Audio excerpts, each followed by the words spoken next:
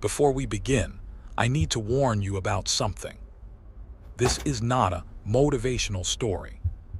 It's not really about football either. Because hidden inside this journey is a psychological pattern that decides who succeeds and who quietly gives up. Most people never notice it. Even worse, they believe they are in control when they are not. And by the end of this video, you may start to question your own decisions, your habits, and the story you've been telling yourself about why you stopped. But here's why this matters more than you think. Because by the end of this journey, you won't just understand how greatness is built. You'll understand why people quit even when they don't want to, why fear feels like truth, and why your brain is constantly trying to keep you from becoming who you could be. And once you see it, you won't be able to unsee it. This is the psychology of courage. Why some people refuse to quit the legacy of a dreamer, the invisible battle, before anyone wins a championship, before anyone builds a company, before anyone changes history. Something invisible happens. A decision. Not the kind that makes headlines. Not the kind anyone applauds. Just a quiet choice, made in a moment when no one is watching. History remembers trophies. It remembers records. It remembers the standing ovations, the medals, the photographs, and the celebrations. What it almost never remembers is the ordinary Tuesday when someone decided not to quit. That is where courage begins. Not in victory. Not under bright stadium lights. Not when millions are watching. But in silence. Psychologists have spent decades trying to answer a simple question. Why do some people continue when everything inside them tells them to stop? It's tempting to believe the answer is confidence, or talent, or intelligence. But research points somewhere else. Courage rarely begins with certainty. More often, it begins with uncertainty. Without a doubt. With fear. The human brain is designed to protect us. Deep inside lies a small structure called the amygdala. Long before we consciously think, it scans the world for danger. It doesn't care whether the threat is a wild animal, public failure, rejection, humiliation, or disappointment. To the brain, they're all warnings. Stay where it's safe. Stay where it's familiar. Don't take the risk. For thousands of years, that instinct kept our ancestors alive. Today, it often keeps our dreams trapped. Every extraordinary life is, in some way, a quiet rebellion against that instinct. Not because extraordinary people don't feel fear, they do. They simply learn something the rest of us often never discover. Fear is information. It's not an instruction. That may be one of the most misunderstood truths about courage. Most people imagine courage as something dramatic. A soldier charging into battle. A firefighter running into a burning building. An athlete taking the winning penalty. But those moments are only the visible chapter. The real story started years earlier. In lonely mornings. In repeated failures. In decisions that seemed insignificant at the time. Every legacy begins with one invisible decision.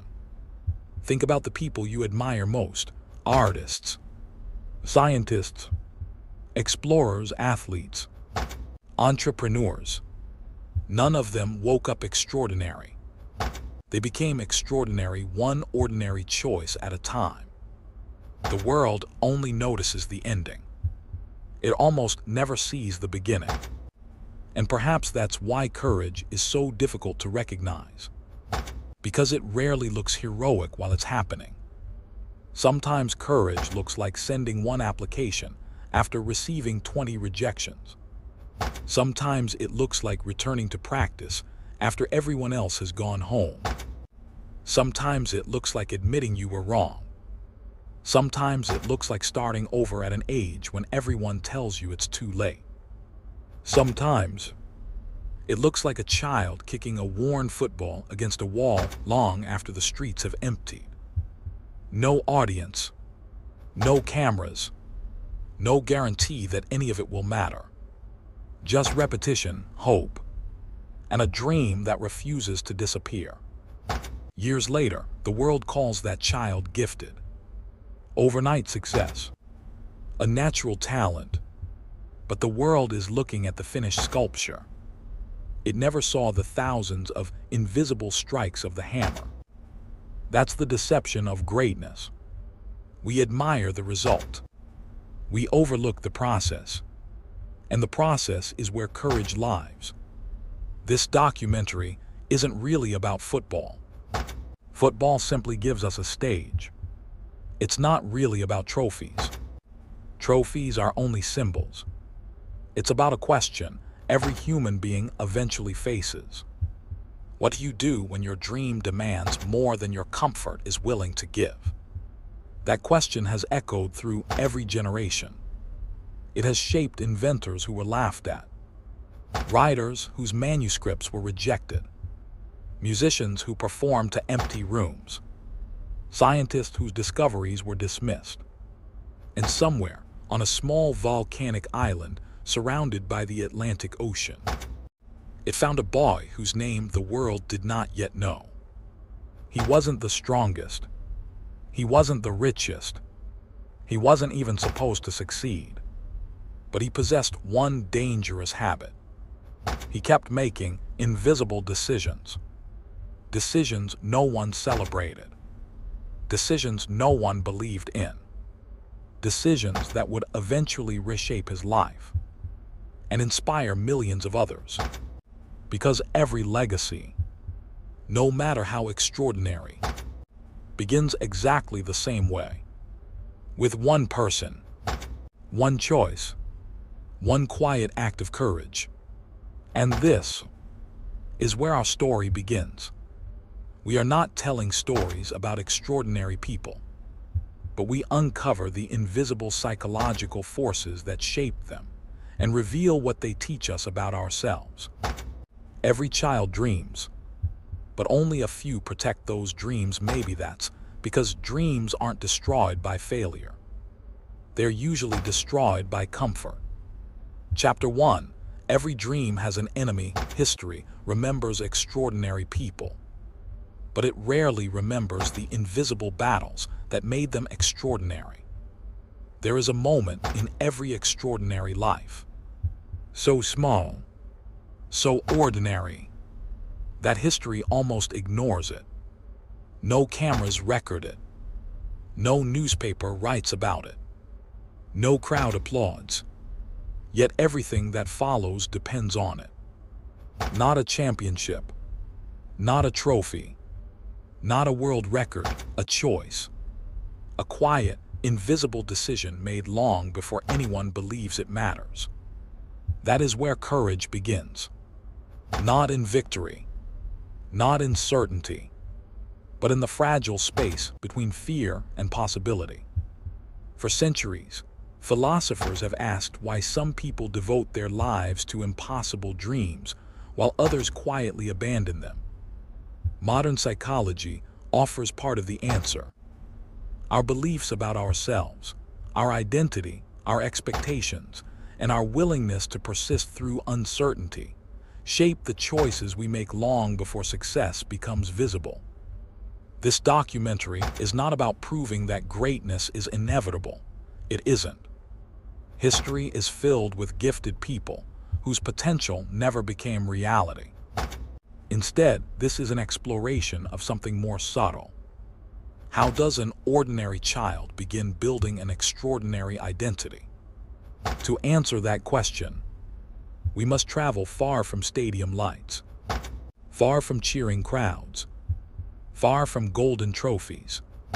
We begin on an island surrounded by the Atlantic Ocean, Madeira. Beautiful, remote, restless.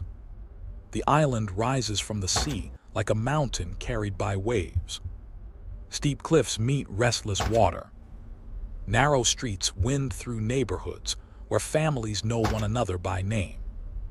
The scent of salt drifts through the morning air, carried inland by the wind. To many visitors, it feels peaceful. To a child with enormous dreams, it can feel very small. Every place shapes the imagination of the people who grow up there. Some places teach security. Others teach survival. Some teach comfort. Others quietly teach hunger. Not hunger for food, hunger for possibility. Long before the world knew the name Cristiano Ronaldo, before packed stadiums, before impossible goals, before records that seemed unreachable, there was only a boy trying to understand where he belonged. He was born into a working-class family that knew both love and hardship. Resources were limited, and life demanded resilience from an early age. Like many children, he did not wake each morning thinking about history. He thought about today, about family, about football, about tomorrow. Psychologists often describe childhood as the period when our internal stories begin to form.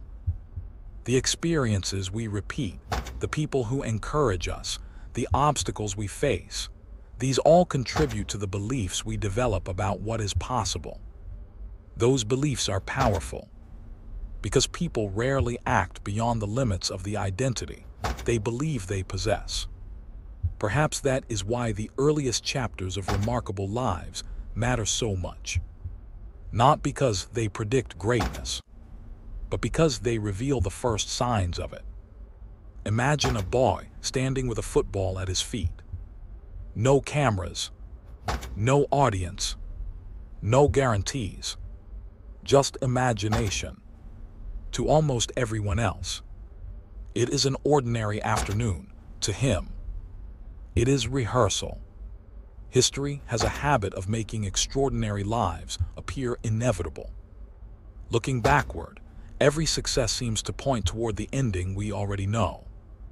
But real life never feels that way while it is happening. At the beginning, there are no signs, only uncertainty, only repetition, only choices. This is one of the greatest illusions created by success. We see the destination. We rarely see the thousands of ordinary days that quietly built the road. Every kick, every mistake, every early morning, every disappointment, every decision that seemed too small to matter. Yet psychology tells us that identity is shaped less by dramatic moments than by repeated actions. Small behaviors practiced consistently become habits. Habits influence identity. Identity guides future choices.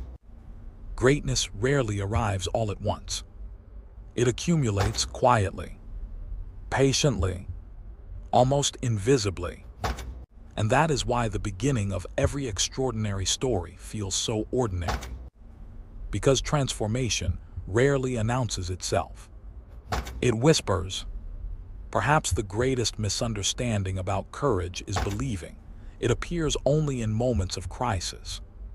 But courage often begins much earlier. It begins the first time someone chooses effort over comfort, practice over distraction, possibility over certainty. Those decisions are almost never celebrated. In fact, most go completely unnoticed until years later, when the world calls the result talent. But talent alone cannot explain persistence. It cannot explain sacrifice. It cannot explain why one child continues after failure while another quietly walks away. Something deeper is happening, something invisible, and somewhere on the island of Madeira. Without realizing it, a young boy had already begun making those invisible decisions. Not because he knew where they would lead, but because something inside him refused to let the dream disappear. the world would eventually celebrate the goals, the trophies, the records, the headlines. History would remember the victories, but history almost never remembers the quiet afternoon when courage first learned to speak. And that is where our journey truly begins. Every extraordinary life begins with a choice that feels insignificant at the time. Perhaps yours won't begin in a stadium. Perhaps it won't begin on an island. Perhaps it will begin today, with a decision no one else will notice. Because history remembers extraordinary lives, but the future is always built through invisible decisions. And every legacy begins with one of them. The island that builds dreamers. Some places raise children. Others quietly shape destiny. Before the world could know the boy, it had to know the island, Madeira, a small Portuguese island resting alone in the Atlantic Ocean. To those arriving for the first time, it feels almost unreal.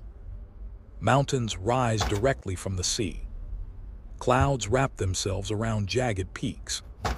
Narrow roads cling to cliffs that seem to fall endlessly into the ocean below. The Atlantic is everywhere. It crashes against black volcanic rock. It whispers through fishing harbors before sunrise. It carries storms that arrive without warning. Life here has always demanded resilience. For generations, families learned to live with the island rather than against it. The land was beautiful, but beauty alone never guaranteed an easy life. The mountains limited space. The ocean created opportunity, but also isolation. Leaving the island was expensive. Staying often meant accepting limited possibilities. For many families, success wasn't measured by fame. It was measured by stability. A steady income, a safe home, a future a little better than yesterday. Dreams were practical. Survival came first. And yet, history has an interesting habit. Some of the world's most determined people come from places that seem too small to contain their ambitions. Perhaps distance creates perspective. Perhaps limitation creates hunger. Or perhaps, when the horizon is the same every day, the imagination begins searching for another one. Psychologists sometimes describe ambition as the meeting point between two powerful forces.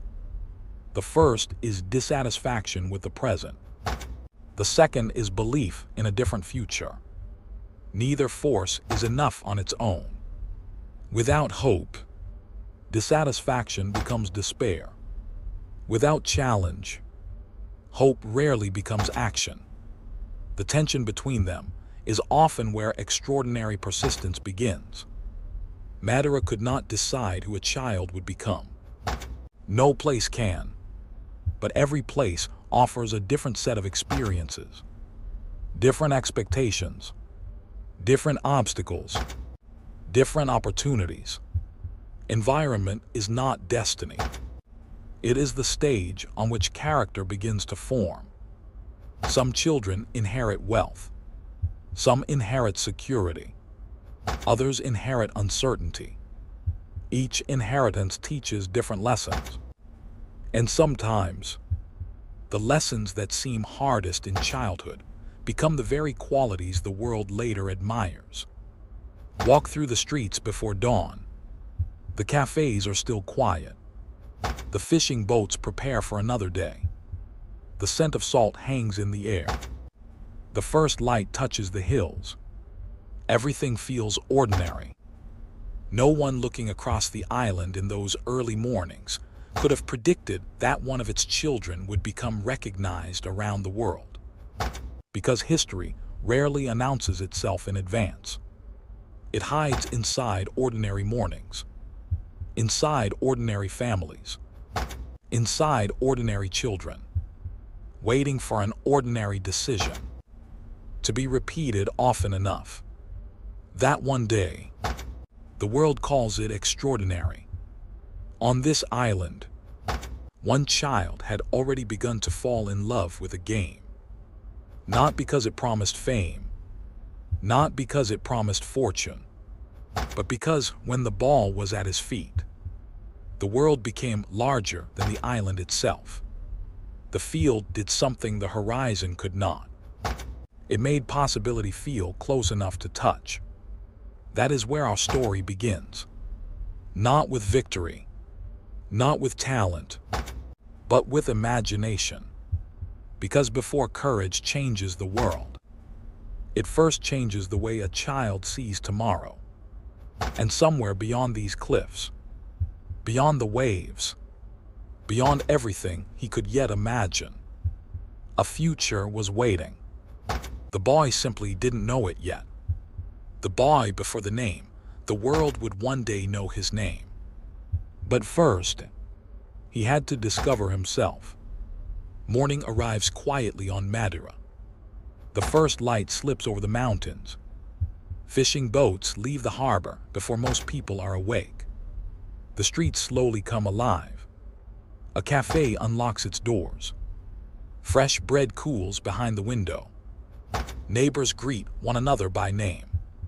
Children weave through narrow streets, laughing as they chase a football that has already collected more patches than leather. Life moves without ceremony. No one suspects that history is passing by, because history rarely announces itself. It grows unnoticed, inside ordinary days. Among those children is a boy named Cristiano Ronaldo dos Santos Aveiro. He is not a symbol, not a headline, not a champion, just another child with scraped knees, restless energy, and a football that seems to follow him wherever he goes. Long before he understood fame, he understood joy. Not the joy of winning, the joy of playing. There is something strangely beautiful about childhood. Children do not calculate legacy. They do not wonder how history will remember them. They become completely absorbed in the moment before them. For some, that moment lasts only a season. For others, it quietly becomes the beginning of a life's work.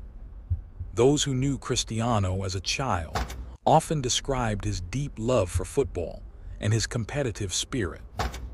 Even in games with friends, he wanted to improve, to compete, to stay involved with the ball whenever he could.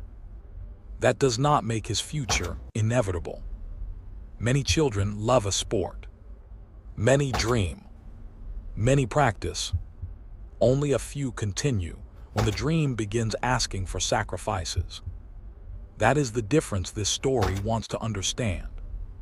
Not talent, commitment. The game became more than entertainment. It became a language, a place where effort produced visible results, where yesterday's mistake could become today's improvement. Psychologists have long observed that children develop confidence through experiences of learning and mastery. Small successes, earned through repeated effort, can strengthen the belief that improvement is possible. Not guaranteed, possible. That distinction matters, because believing that effort can change tomorrow often becomes the foundation for persistence. Imagine watching the boy from a distance. He chases every loose ball. He loses possession and immediately tries to win it back. He falls. He stands. He runs again. Nothing about the scene appears extraordinary. Yet hidden inside these ordinary moments, something important is beginning to grow. Not greatness, a relationship with effort. And relationships, like habits, are built through repetition. Some afternoons, the game ends because the light begins to fade. Other days, it ends because someone calls the children home. The ball stops rolling. The streets become quiet. but inside one young mind. The game continues. Every child dreams. That is ordinary. What is uncommon is carrying the dream into tomorrow, and then the day after that, and the day after that, without applause, without certainty, without knowing where the road leads. Perhaps courage is not the absence of fear. Perhaps it is the decision to keep returning to something that gives your life meaning, even when no one is watching. For one boy on a small Atlantic island, that decision was never announced. There was no audience, no newspaper, no celebration, only another ordinary afternoon, another game, another lesson, another invisible decision. Years later, the world would remember the goals, the records, the trophies, but none of those achievements began in a stadium. They began here, on worn streets, with worn boots, and a dream still too small for anyone else to see. The journey had begun. The boy simply didn't know that every step forward was quietly introducing him to the person he would one day become. A house filled with love and limits. Every child is born into a world they did not choose. Yet within that world, they begin choosing who they will become. Every life begins inside a home. Not all homes look the same. Some are filled with abundance, others with uncertainty. Most are filled with ordinary people doing extraordinary things simply to keep tomorrow alive. Long before stadiums echoed his name, before millions wore his shirt, before cameras followed every step, Cristiano's world was measured in much smaller things.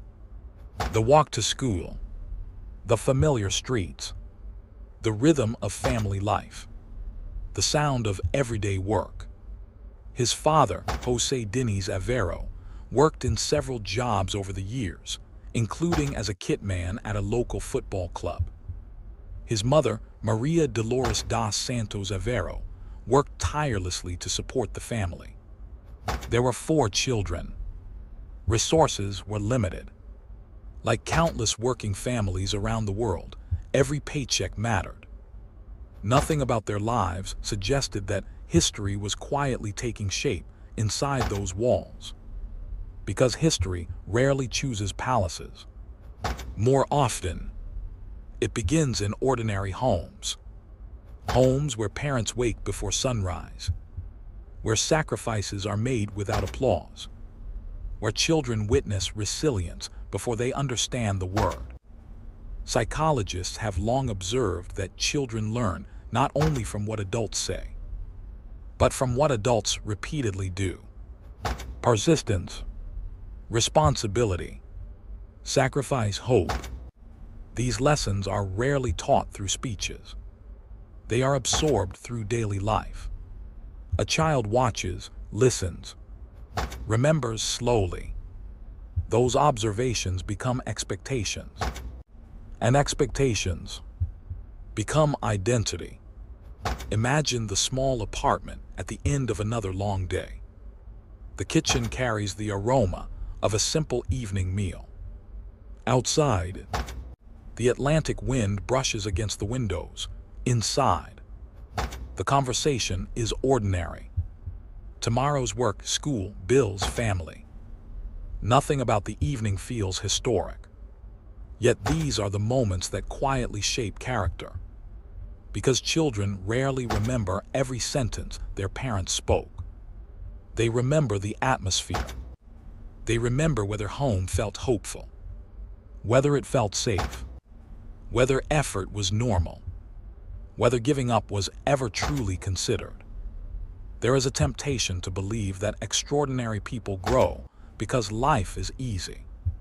History suggests something more complicated. Difficulty alone does not create resilience. Many people experience hardship without finding opportunity. What often matters is the presence of love, purpose, encouragement, or a reason to continue despite uncertainty. Hardship is not a guarantee of greatness, but when support and determination exist together, they can become fertile ground for remarkable growth. For Cristiano, football was becoming more than a pastime. It was becoming a place where the world's uncertainties became temporarily quieter. When the ball rolled across the ground, questions disappeared. Movement replaced worry. The game offered something every child longs for: freedom. Not freedom from responsibility. Freedom to imagine, to compete, to discover, to become. Perhaps that is why play matters so deeply in childhood. It is not an escape from reality. It is often where confidence first begins to grow. One afternoon became another. One match became another. One dream quietly survived another day. No newspaper reported it. No television crew arrived. No scout stood beside the field predicting greatness. Only one family, doing everything they could. Only one child, returning to the game again and again. The world would later celebrate discipline, but discipline rarely appears all at once.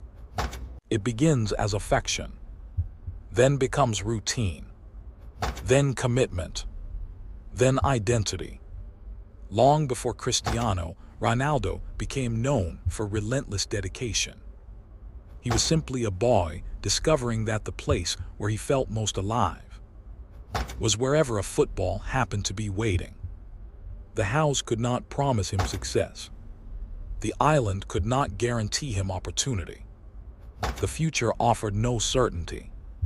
But every evening, the dream remained alive. Sometimes, that is enough, because before courage changes history, it first learns to survive ordinary days. And in that modest home, without anyone realizing it, courage was quietly learning to stay. The first goodbye. There comes a moment in every extraordinary journey when the dream asks for something in return. Dreams are beautiful until they demand a sacrifice. As children, many of us dream without consequence.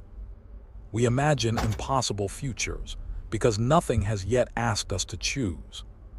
But eventually, every dream reaches a crossroads: stay or leave, comfort or uncertainty, the familiar or the unknown. For one 12-year-old boy on the island of Madeira, that moment arrived sooner than most. His ability on the football field had opened a door.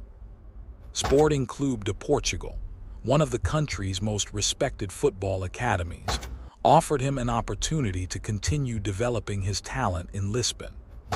For many young players, it would have been the opportunity of a lifetime.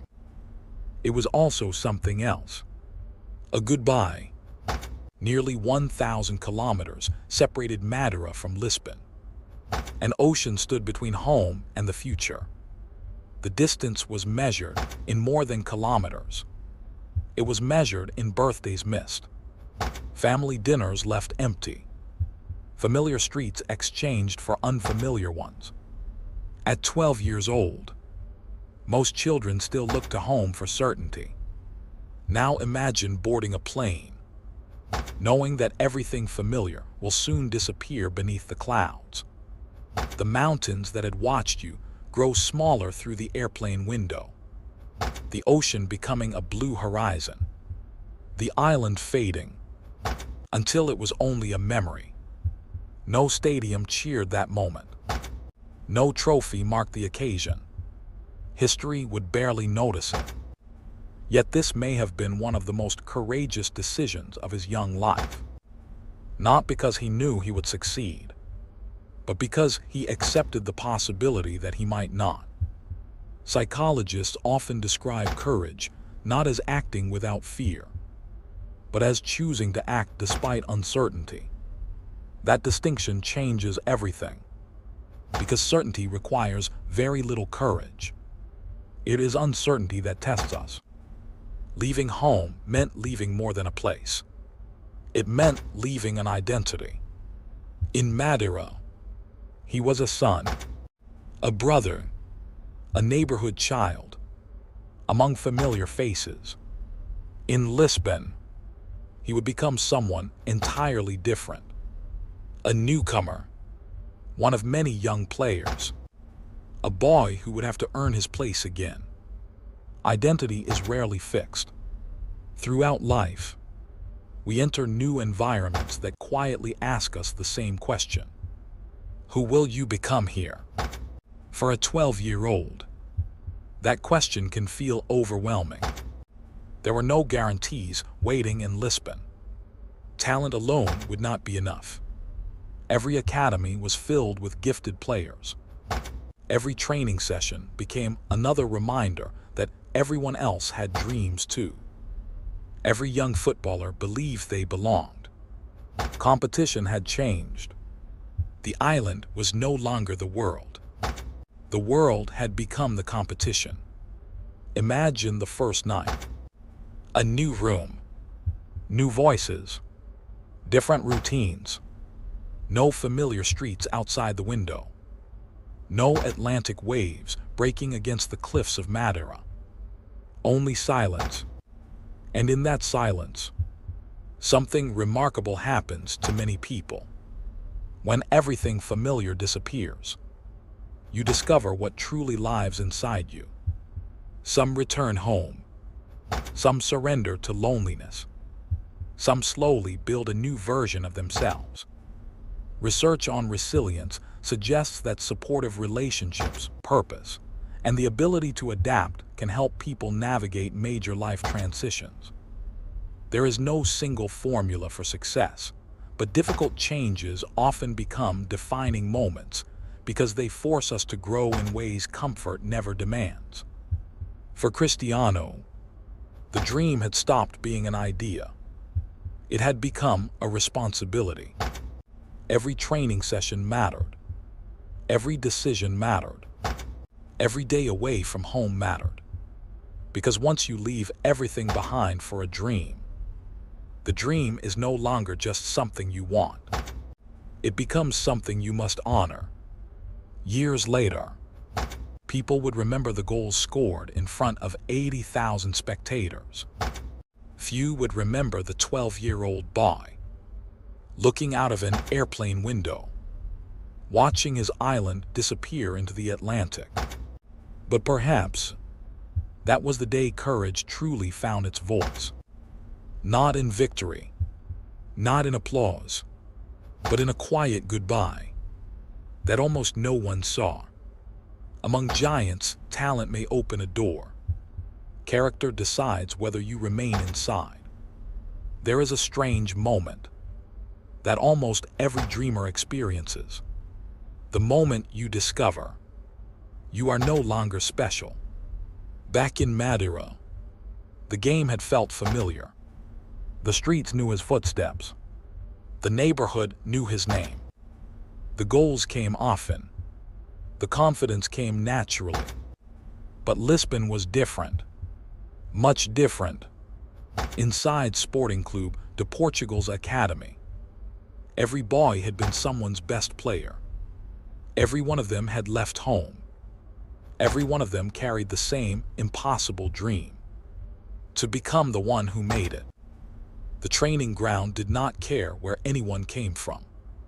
It cared about one thing. What could you do today? Not yesterday. Not tomorrow, today.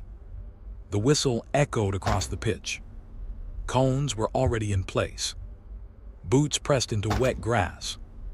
The morning air carried the scent of earth and rain. There were no famous names here. Only boys chasing futures that existed only inside their imagination. For the first time, Cristiano wasn't competing against children from his neighborhood. He was competing against the very best young players in Portugal. Every sprint mattered. Every touch mattered. Every mistake was noticed. Every improvement had to be earned. The dream had become measurable. And measurable dreams can be frightening. Because numbers don't flatter us. Time, speed, accuracy, consistency. Every training session became a mirror, not showing who you wish to become, but who you were today. Psychologists describe this as one of the most powerful moments in personal development. Reality interrupts identity. We all build stories about ourselves. I'm talented. I'm intelligent. I'm creative. But eventually, life introduces us to people who are equally talented, equally intelligent, equally driven. That moment can break confidence, or it can build humility. And humility is often where mastery begins. There is a misconception about greatness. People imagine champions love winning. Many do. But what separates the exceptional is often something quieter. They become fascinated by improvement. Improvement is different. Winning depends on others. Improvement depends on you. Every morning, the Academy offered another opportunity, another weakness to correct, another lesson to learn, another chance to become slightly better than yesterday. Not dramatically, just enough, because extraordinary lives are rarely transformed overnight. They are transformed one ordinary day at a time. Imagine the training sessions. Rain soaking the field, mud clinging to boots, breathing becoming heavier, legs growing tired. The whistle blows again. One more drill, one more sprint, one more repetition. Most people think discipline appears after motivation. History often suggests the opposite. Motivation fades. Discipline remains. The players who depended only on inspiration struggled when the days became difficult. Those who learned to continue, especially when they didn't feel like continuing, quietly separated themselves from everyone else. Perhaps that is why courage and discipline are so closely connected. Courage begins the journey. Discipline keeps it moving. The Academy wasn't simply teaching football. It was teaching responsibility, punctuality, preparation, resilience, focus, qualities that would later become invisible foundations beneath visible success. Years later, people would describe Cristiano Ronaldo as obsessed with improvement. But obsession doesn't appear suddenly, it grows. One repetition, one decision, one ordinary morning at a time. The greatest transformation wasn't happening on the scoreboard. It was happening inside the boy himself. Without realizing it, he was becoming someone who no longer measured success by applause. He measured it by progress. And that may have been the most important victory of all, because records can inspire admiration. But character is what allows records to exist in the first place. The Academy had not yet created a superstar. It was creating something far more valuable. A mindset, one that refused to negotiate with excuses. One that understood a truth most people spend their entire lives avoiding. You do not become extraordinary on the day the world notices you. You become extraordinary on the thousands of days when nobody does. The training ground slowly empties. Boots are left outside the changing room. The evening sun settles behind the trees. Most boys walk back to their rooms. One stays behind a little longer. Not because anyone asked him to, because somewhere, deep inside, He had already fallen in love with becoming better. The cameras were still years away. The trophies were still years away. History was still years away. But greatness had quietly begun its work. Chapter 2, The Theater of Dreams. Every mountain has a summit. Every summit reveals another mountain. By the summer of 2003, the small island of Madeira felt farther away than ever. The streets where a young boy once chased a worn football had been replaced by stadiums, television cameras, and expectations that stretched far beyond Portugal. Cristiano Ronaldo was only 18 years old. To many people, he was a promising talent. To a few, he looked like the future. But football has a way of exposing the difference between potential and proof. One match can change a career. One decision can change a life. For Cristiano, that moment arrived on a warm August evening. Sporting Clube de Portugal faced one of Europe's greatest clubs in a friendly match. Their opponent, Manchester United. Among the spectators that night was a manager who had already built champions. A man who understood something the statistics could never reveal. Potential is visible. Character is discovered. Sir Alex Ferguson had watched thousands of footballers during his career. He had seen gifted players disappear. He had seen ordinary players become extraordinary. Talent alone never convinced him. Mindset did. As the match unfolded, one teenager kept demanding attention. Not with words, with movement. Every touch carried confidence. Every sprint carried intention. Every challenge suggested that fear had been left somewhere else. The defenders struggled to contain him again and again and again. When the final whistle sounded, the score would eventually become a footnote. What people remembered was the young winger.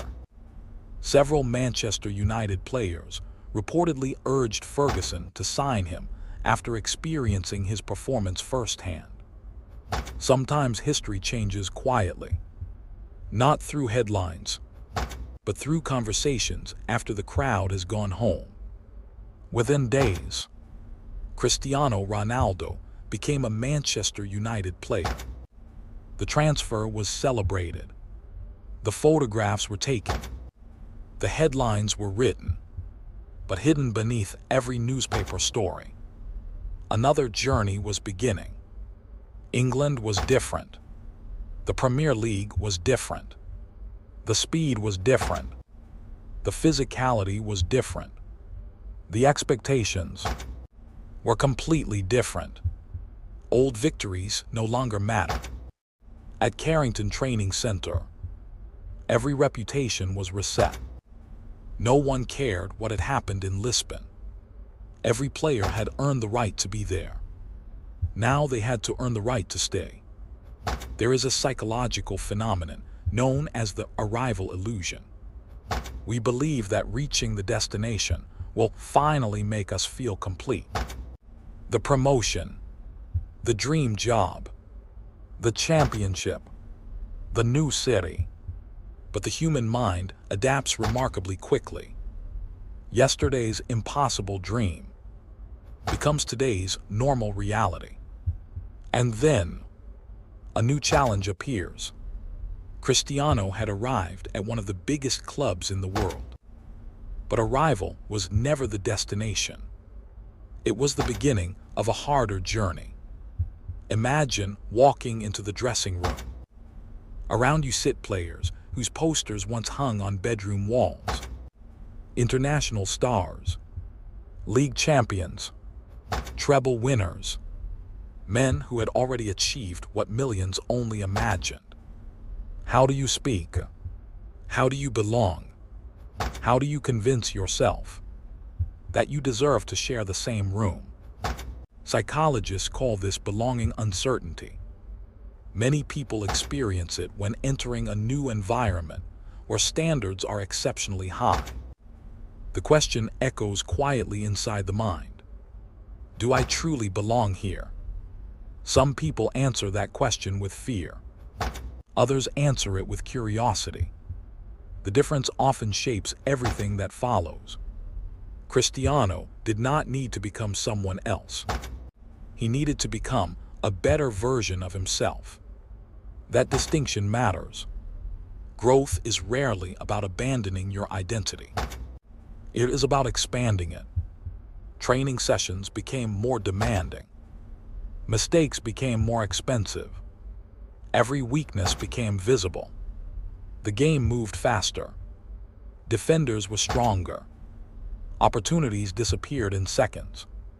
Natural talent, which had once felt overwhelming, was suddenly only the entrance fee. The real competition had begun. And somewhere inside those demanding days, another invisible decision was made. He could protect his ego, or he could transform himself. History already knows which decision he made, but no one watching from the stands could see it happening. Transformation never announces itself.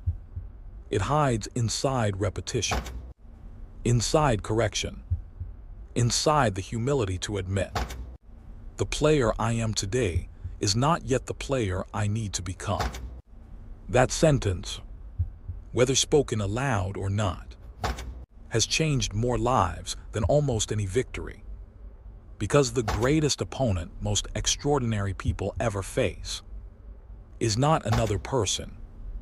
It is the version of themselves that believes they have already arrived. The theater of dreams was about to teach one young footballer that dreams are never destinations. They are invitations. Invitations to become someone capable of carrying them. And in Manchester, the boy from Madeira would discover that the next battle was not against defenders. It was against limitation itself. The lights of Old Trafford glow beneath a cold English sky. The crowd begins to gather. A tunnel stretches toward the pitch. At its end, 80,000 voices. A young man stands alone. He takes one slow breath, then he walks forward. The architect of standards, talent may discover opportunity, but standards determine destiny. Every great journey reaches a point where natural ability is no longer enough. There comes a moment when potential needs structure, when enthusiasm needs discipline, when dreams need someone courageous enough to say you can become more. Manchester United was more than one of the world's biggest football clubs. It was an ecosystem, a place where excellence was expected, not occasionally, but every single day. Nothing inside its walls happened by accident. Every training session, every recovery session, every tactical discussion, every expectation, everything pointed toward one idea: improvement. Standing quietly at the center of that culture was Sir Alex Ferguson. By the time Cristiano Ronaldo arrived in Manchester, Ferguson had already spent years building championship teams.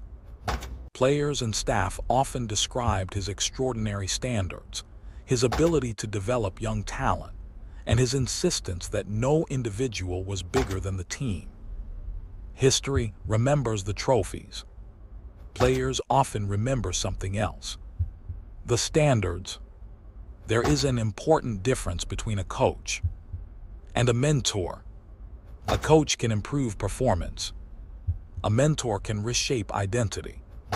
The greatest mentors do not simply ask, "What can you do?" They ask, "Who are you becoming?" Psychologists have studied this phenomenon for decades. People often grow toward the expectations placed upon them, especially when those expectations are paired with support, accountability, and opportunities to improve. High standards alone can become pressure. Support alone can become comfort. But together, they become development. Cristiano entered a dressing room filled with experience. Champions, international captains, players who had already earned respect across Europe. No one was interested in reputation. Respect was built one training session at a time. Every misplaced pass was noticed. Every unnecessary flourish was questioned. Every decision carried consequences. At first, raw talent dazzled. Quick feed, explosive acceleration, fearless dribbling. Crowds loved it. But football at the highest level asks a harder question. Can your brilliance help the team win? That question changes everything. Because maturity begins the moment personal expression learns to serve a greater purpose. Ferguson was known for challenging players to improve every part of their game. Not only their strengths, especially their weaknesses. Many people spend their lives protecting what they already do well. The extraordinary do something different. They search for what still needs work. That is not comfortable. Comfort rarely creates transformation. Imagine another training session. Rain falls across Carrington. The grass is heavy. Voices echo across the pitch. One exercise ends. Another begins. A mistake is corrected again. A sprint is repeated again. A movement is adjusted again. Nothing dramatic. Nothing cinematic. Just repetition. History rarely remembers repetition. Yet repetition is where history is built.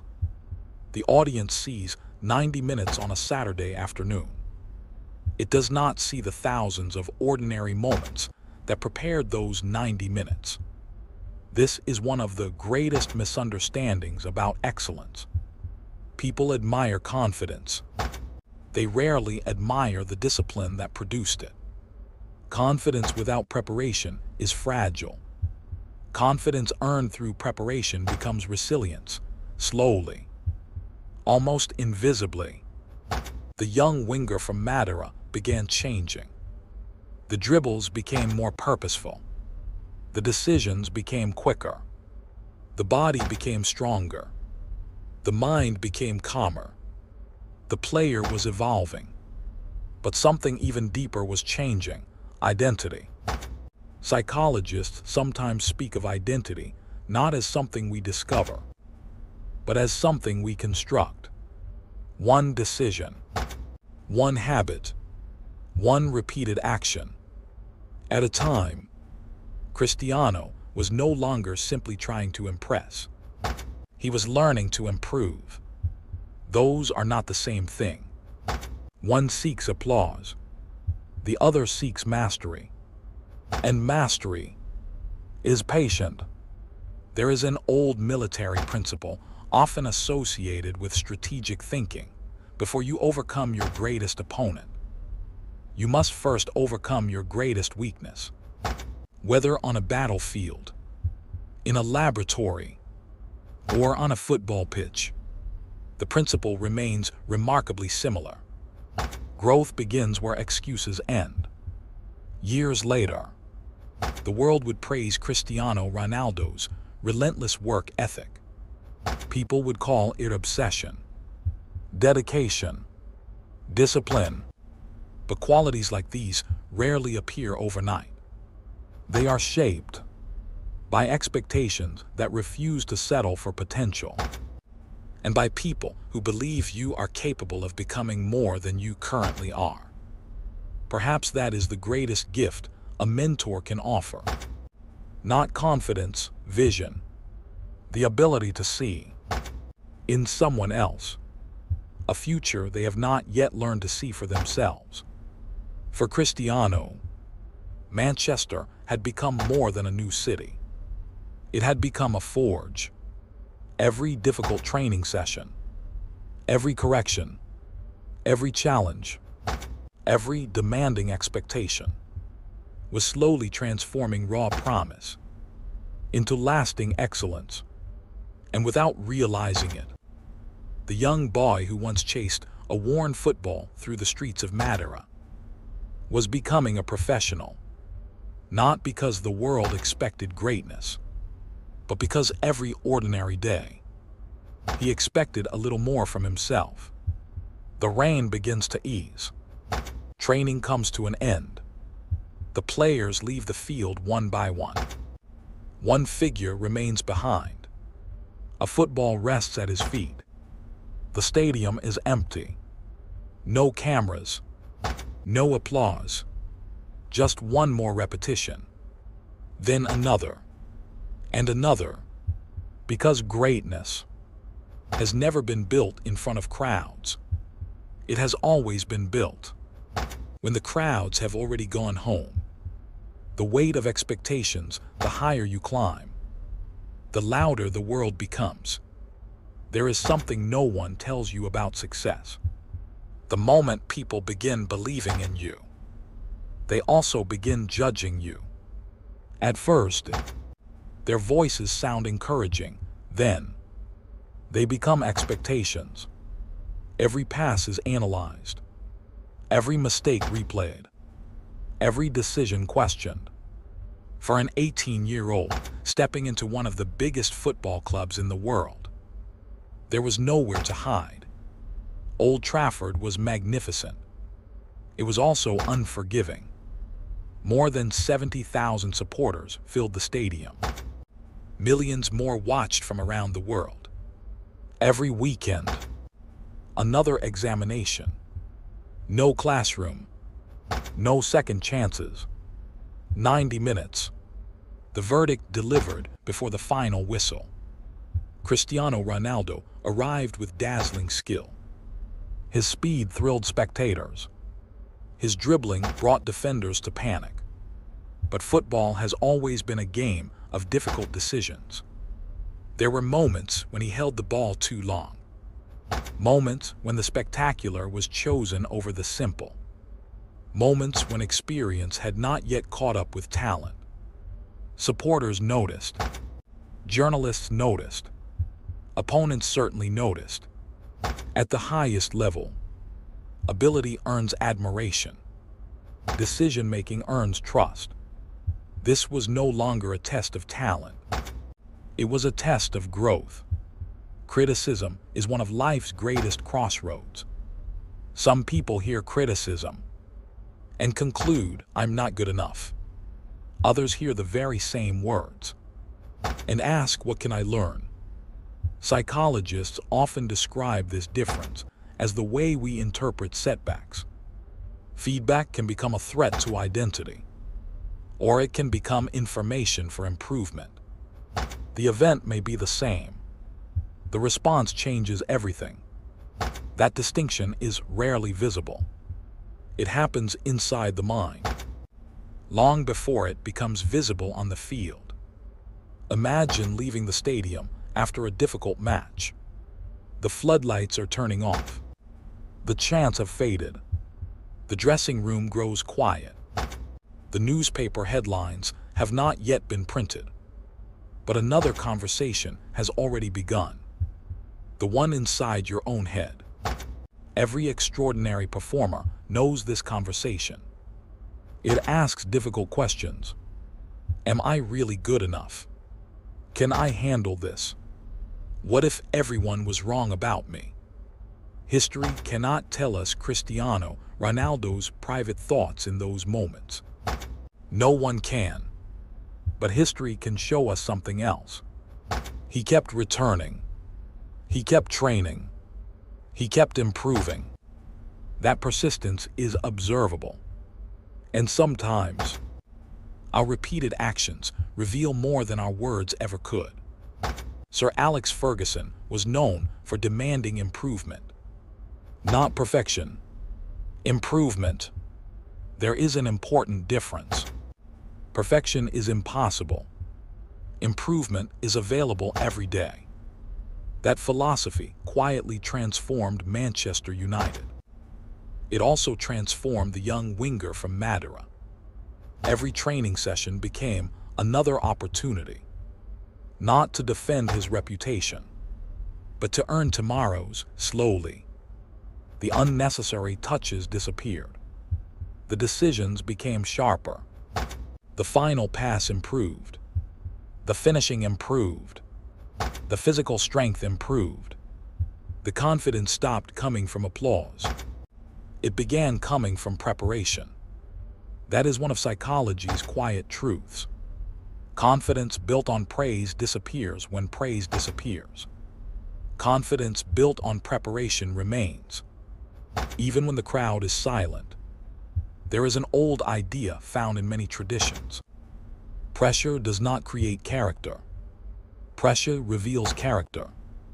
When the game became faster, he adapted. When defenders became stronger, he grew stronger. When criticism became louder, he worked harder. Not every response was perfect. No athlete's journey is. Growth is rarely a straight line. It is a series of adjustments, corrections, failures, recoveries, each one shaping the next.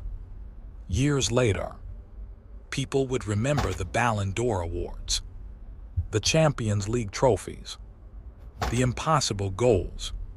Few would remember the seasons when learning mattered more than winning. But perhaps those seasons were the real victory, because the world celebrates finished masterpieces. History is built while the masterpiece is still unfinished. The stadium is empty. Only a few lights remain. A football rolls slowly across the grass. One young player walks toward it.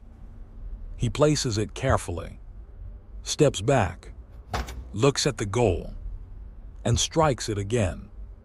Not because anyone is watching, because excellence has become a habit, and habits quietly become destiny. The roar of Old Trafford slowly dissolves into the anthem of the UEFA Champions League. Europe is waiting, and with it, a challenge greater than any he has faced before. Chapter 3, The Relentless Pursuit of Better.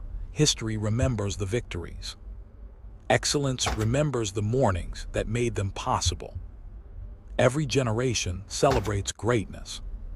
Few ever witness its construction. By the middle of the 2000s, Cristiano Ronaldo had already become one of the Premier League's most exciting young footballers. His speed could change a match. His dribbling could electrify a stadium. His confidence could inspire a team. But inside Carrington Training Center, none of those qualities were enough. Because at Manchester United, being exceptional yesterday earned you nothing today. Every sunrise reset the standard. That is one of the hidden laws of elite performance. The scoreboard remembers what you did. Competition only cares what you can do next. While supporters admired the moments they could see, another story was unfolding beyond the cameras. The story of repetition. The story of invisible hours. The story almost every champion has in common. Walk through the training ground before the first session begins. The morning air is cool. The grass glistens beneath a thin layer of dew. Equipment staff prepare cones and mannequins with practiced precision. Coaches review session plans. The stadium is silent. There are no television commentators. No photographers searching for headlines. Only preparation. The kind of preparation history rarely applauds. Because the world loves outcomes. Discipline falls in love with process. And process is where transformation quietly lives. There is a common misunderstanding about talent. People imagine it as a gift. Something fixed. Something permanent. Modern psychology paints a different picture. Natural ability may influence where we begin. It says very little about where we finish.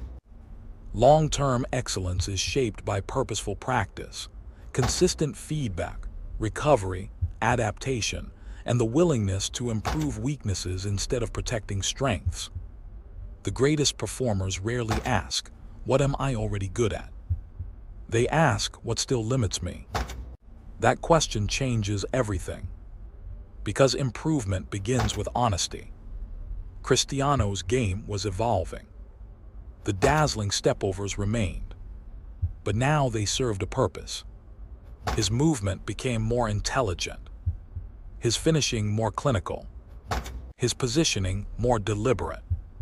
He was learning that football is not only played with the feet, it is played with attention, with anticipation, with timing. The fastest player is not always the one who runs the quickest. Often, it is the one who understands the game a fraction of a second earlier than everyone else. Experience was quietly reshaping instinct. Training became a laboratory. One session focused on movement, another on finishing, another on strength, another on recovery. Improvement was never treated as a single achievement. It was a system. Small adjustments, repeated consistently, compounding over months, then years. The audience would later call this natural talent. Those inside football recognized something different. Preparation. There is a principle found across science, music, aviation, medicine, and elite sport. Experts do not become exceptional because they repeat what they already know. They deliberately work on what they cannot yet do well. Growth is rarely comfortable. If practice always feels easy, learning has probably slowed. The best performers develop an unusual relationship with discomfort. They stop fearing it. They begin using it. Every difficult drill became information. Every mistake became feedback. Every setback became another map pointing toward improvement. That mindset cannot be measured by statistics. But over time, its results become impossible to ignore.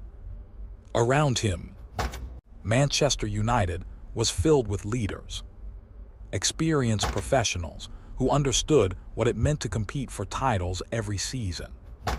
Winning was never treated as an event. It was treated as a responsibility.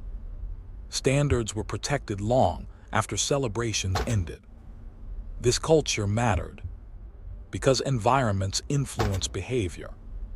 When excellence becomes ordinary, people either rise toward it or quietly fall behind. Cristiano chose to rise again and again and again. Then something subtle began to change. The conversations surrounding him were no longer about promise. They became conversations about influence. He was no longer simply entertaining crowds. He was deciding matches. He was becoming a player teammates depended upon. Trust. Perhaps no achievement is earned more slowly or lost more quickly. Trust grows through consistency. One performance may create excitement. Years of performance create belief. The world often celebrates confidence, but confidence can be misunderstood. True confidence is rarely loud. It is not built from applause. It is built from evidence, from thousands of moments where preparation quietly proves to the mind, "I've done the work." That is why the greatest competitors often appear calm under pressure. They are not trusting luck. They are trusting preparation. As the seasons unfolded, the statistics improved. The goals increased. The assists multiplied. The influence expanded. What had once looked like extraordinary potential was becoming sustained excellence. The transformation was no longer theoretical. It was visible, not because talent had suddenly appeared, but because discipline had been quietly accumulating. Day after day, month, season after season, there is an old truth that echoes through every field of human achievement. People overestimate what can happen in one day. They underestimate what can happen in 10 years. Greatness rarely arrives with fireworks. It arrives through accumulation. One disciplined morning, one difficult choice, one honest correction, one extra repetition, until eventually, the person looking back from the mirror is no longer the one who first began the journey. By 2008, the football world was beginning to witness something extraordinary. Not the birth of a superstar, the completion of a transformation. The gifted teenager from Madeira had become one of the finest footballers on earth. But the greatest victory had never been over defenders. It had been over complacency, because every day he chose improvement over comfort. He defeated the most dangerous opponent of all, the version of himself that could have settled for being merely talented. The camera follows an empty training pitch at sunrise. A single football rests on the center circle. The wind moves gently through the stadium. No applause, no cameras, no headlines, just silence. The same silence where greatness has always begun. Chapter 4, the summit that changed nothing. The world believes the mountain is the end. Those who climb it know it is only where the next journey begins. There is a dangerous illusion, one that has followed humanity for centuries. We believe there is a finish line, a single moment when life finally becomes complete. The promotion, the championship, the award, the dream fulfilled. We imagine that on the other side of achievement, certainty will finally arrive. Peace will finally arrive. Happiness will finally arrive. But history tells another story. Again and again, the people who reached the summit discovered something unexpected. The summit was not the end. It was another beginning. By the spring of 2008, Cristiano Ronaldo had become one of the most influential footballers in the world. His performances for Manchester United had combined breathtaking athleticism with remarkable consistency. Goals came more frequently. Decision-making had matured. Responsibility had expanded. The gifted teenager who once relied on flashes of brilliance had evolved into a complete attacker capable of deciding the biggest matches. The transformation had not happened overnight. It had been built through thousands of ordinary mornings.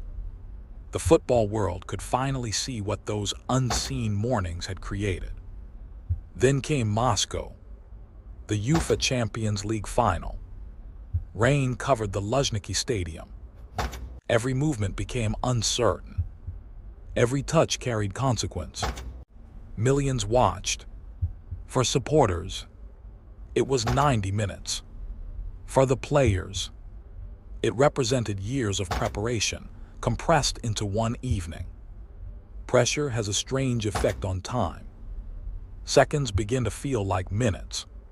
Silence becomes louder. Every decision feels heavier than the one before it. This is where preparation is tested. Not remembered, tested. Cristiano rose above the defenders, meeting the cross with precision. The header found the net. Manchester United led. For a moment, the dream seemed complete. Yet football has a way of reminding us that no story remains simple for long. Later in the match, during the penalty shootout, Cristiano stepped forward. He struck the ball, Chelsea goalkeeper Petr Cech made the save. For one unbearable moment, the possibility of becoming the player remembered for the decisive mistake hung over the stadium. Around the world, millions held their breath. History can turn on the width of a goalpost. On one decision, one kick, one heartbeat. Then fate shifted once more. Chelsea missed. Manchester United were crowned champions of Europe. The celebrations began. Medals were placed around tired necks. Confetti covered the pitch. The photographs that would live forever were finally taken. History would remember Cristiano Ronaldo as a Champions League winner. But hidden beneath those images was another lesson. Victory does not erase vulnerability. Even on the greatest nights, there are moments of doubt. And sometimes, those moments make the victory more meaningful. Later that year, another milestone arrived. Cristiano Ronaldo won the Ballon d'Or. The award recognized him as the finest footballer in the world for that year. For many athletes, this would represent the destination. The dream completed. The story finished. But something unusual happened. The ambition did not disappear. It expanded. Psychologists have long observed that human beings quickly adapt to achievement. Yesterday's impossible dream becomes today's normal reality. This is sometimes called the hedonic adaptation effect. The satisfaction is real, but it rarely lasts as long as we imagine. Soon, another horizon appears. Another mountain. Another challenge. This is not a flaw in human nature. It is one of the engines of progress. Without it, few people would continue growing after success. Imagine standing alone after the celebrations have ended. The stadium is empty. The trophy has been lifted. The cameras have gone. Only silence remains. It is in moments like these that extraordinary people ask a question many others never consider. What now? Not because they are ungrateful, but because purpose has become larger than achievement. Winning was never the identity. Growing was. There is a profound difference. Achievements can be taken away. Identity remains. The world believed Cristiano Ronaldo had reached the summit. Only he knew. Another mountain was already visible. Across Europe, one club watched closely. A club where expectations were measured not by trophies, but by history itself. A white shirt. A city that demanded legends. A stadium where greatness was not admired. It was expected. Its name carried a weight unlike any other in football. Real Madrid. The next chapter of the journey had already begun. Not because Manchester was no longer enough, but because some dreams evolve. And the courage that once left a small island called Madeira was preparing to leave comfort once again. The camera lingers on the Champions League trophy. Its polished silver reflects the empty stadium lights. Slowly, the reflection changes. The silver becomes white. The outline of Old Trafford fades. The towering stands of the Santiago Bernabeu emerge. One chapter closes. Another waits in silence. Chapter 5, The White Shirt. There are moments in life when success whispers, "Stay." But purpose quietly replies, "There is more." The world has always admired people who reach the top. But history belongs to those willing to leave it. There is a strange comfort that comes with success.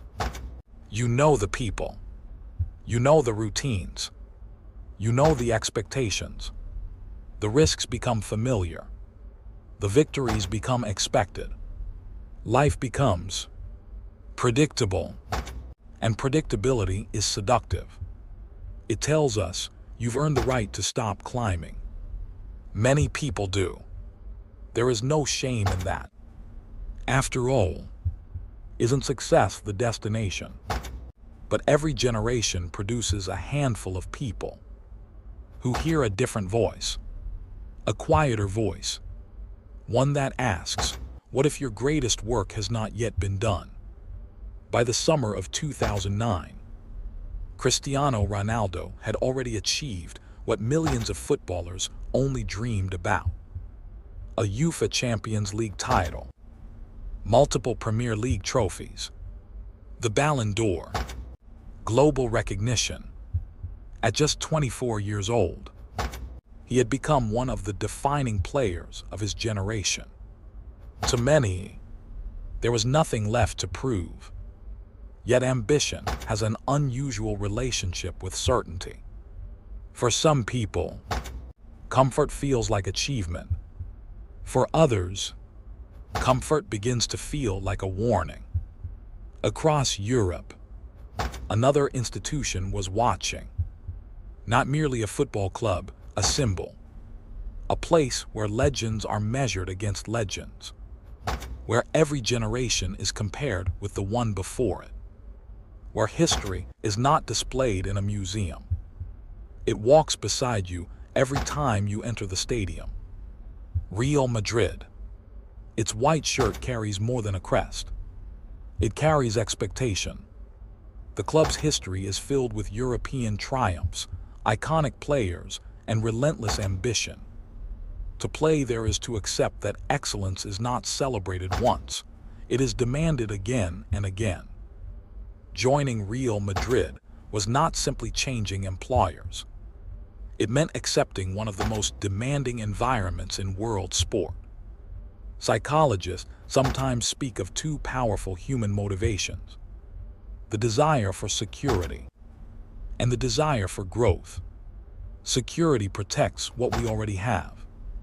Growth asks us to risk it. Neither is inherently right or wrong. The balance changes throughout life. But the people who redefine history often make a remarkable choice. They voluntarily step into uncertainty, even when comfort is available. That decision is rarely understood in the moment, only in hindsight. Imagine arriving in Madrid. A new language surrounds you. A new city. A new dressing room. A new culture. And above all, new expectations. The Santiago Bernabeu is not merely a stadium. It is an examination hall. Every match is a test. Every performance compared to decades of greatness. The supporters do not ask if you are talented.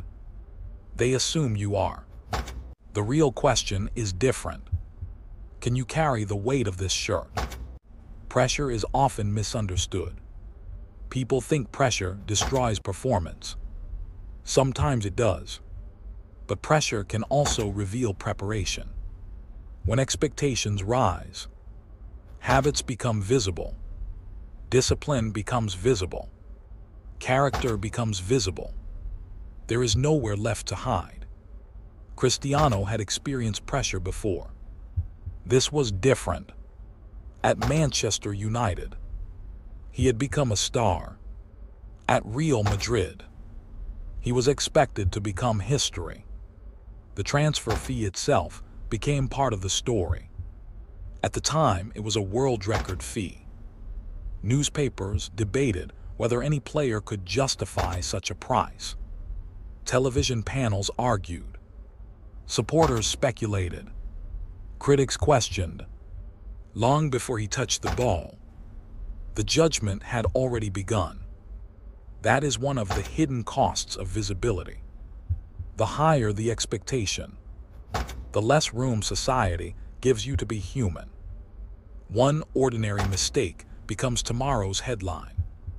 One quiet performance becomes a national debate. Greatness is often discussed. Its emotional cost is not. Yet there is something remarkable about people who repeatedly choose difficult paths.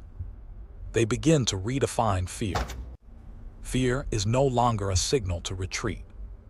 It becomes evidence that growth may be waiting on the other side. Perhaps courage has never meant walking toward certainty. Perhaps courage has always meant walking toward possibility. The presentation at the Santiago Bernabeu drew tens of thousands of supporters. White shirts stretched across the stands. Flags moved like waves. The roar echoed through the stadium long before a competitive match had even begun. To the outside world, it looked like a rival.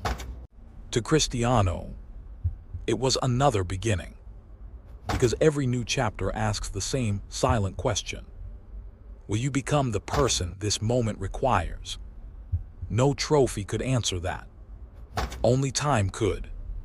As the cameras flashed, the applause grew louder. But beneath the noise, another invisible decision had already been made.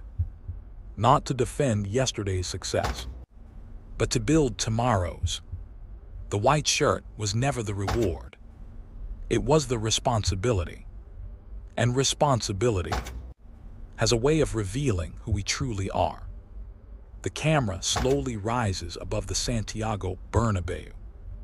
The crowd becomes a sea of white.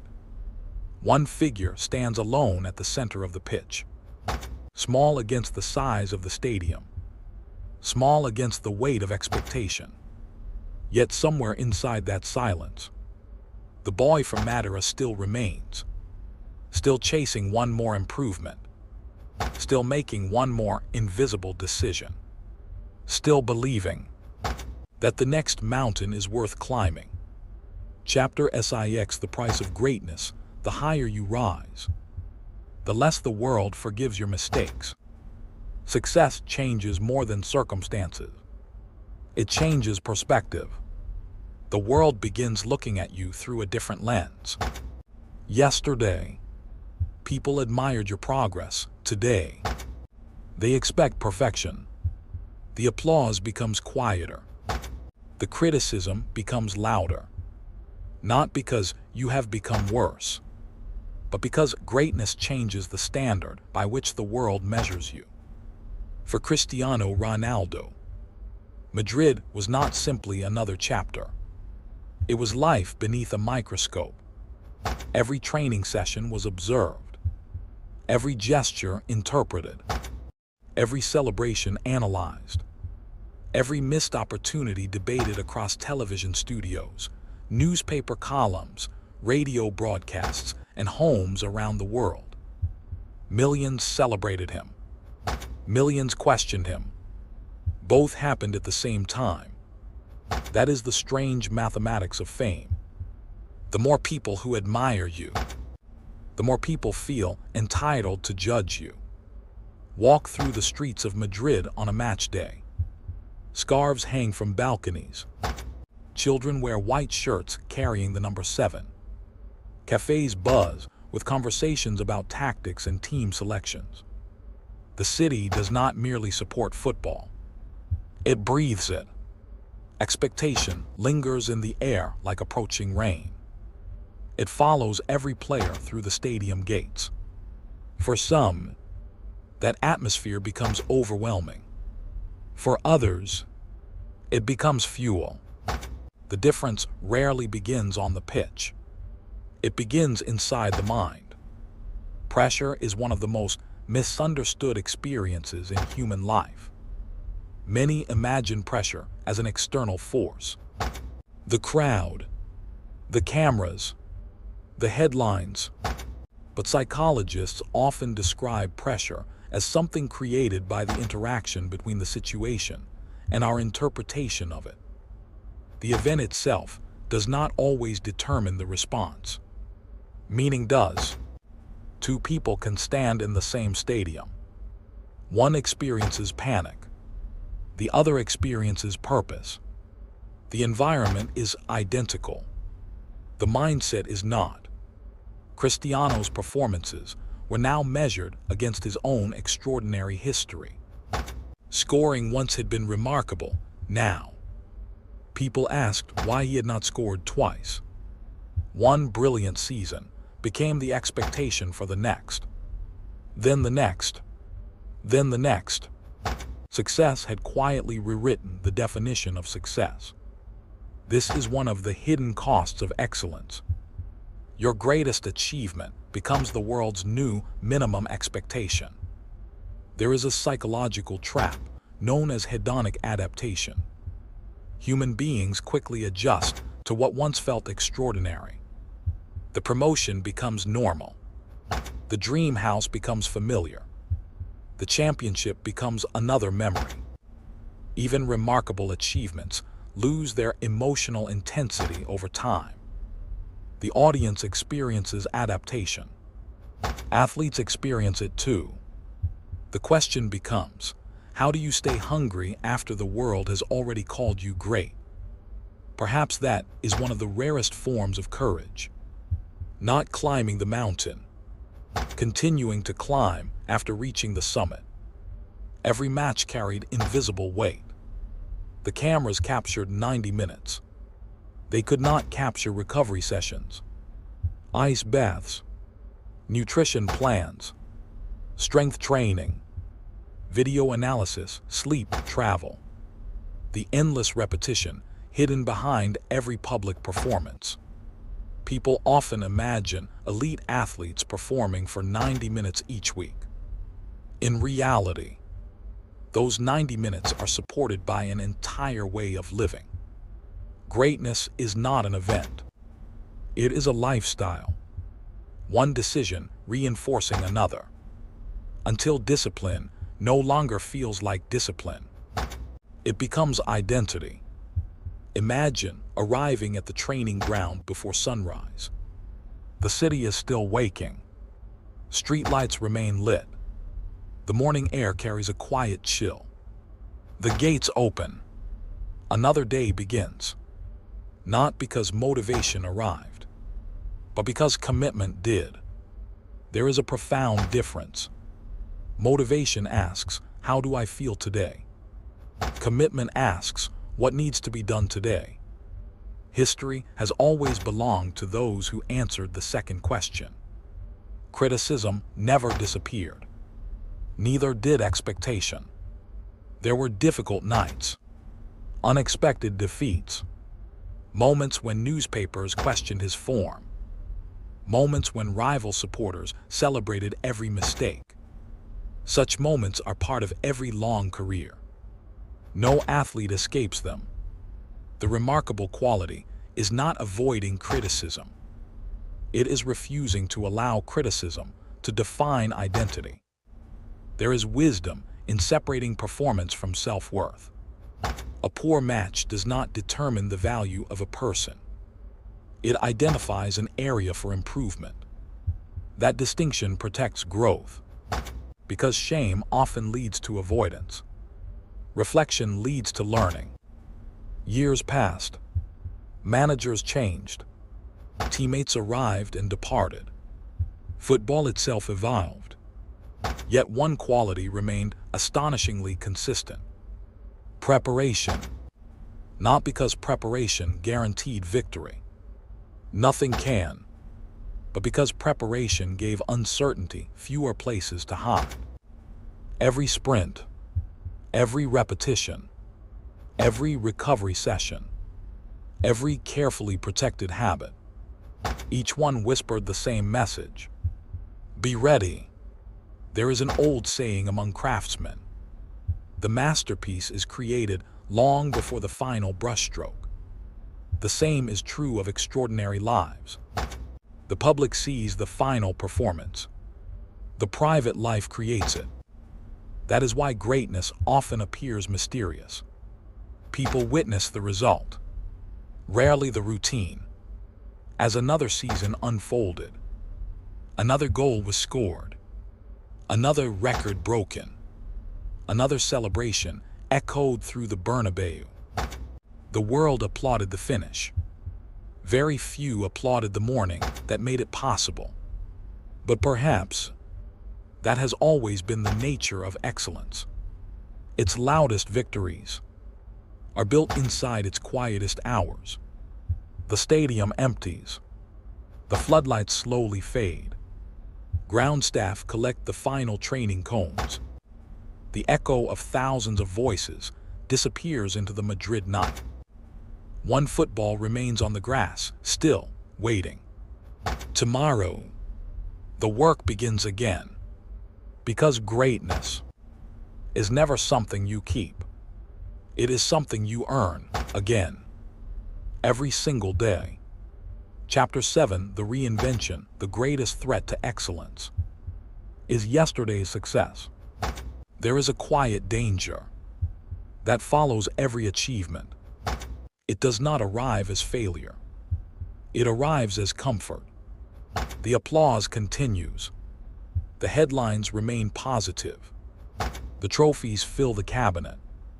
To everyone watching, it appears that life has finally become easier. But inside the minds of history's greatest performers, another question begins to grow. What if the person who brought me here cannot take me any further?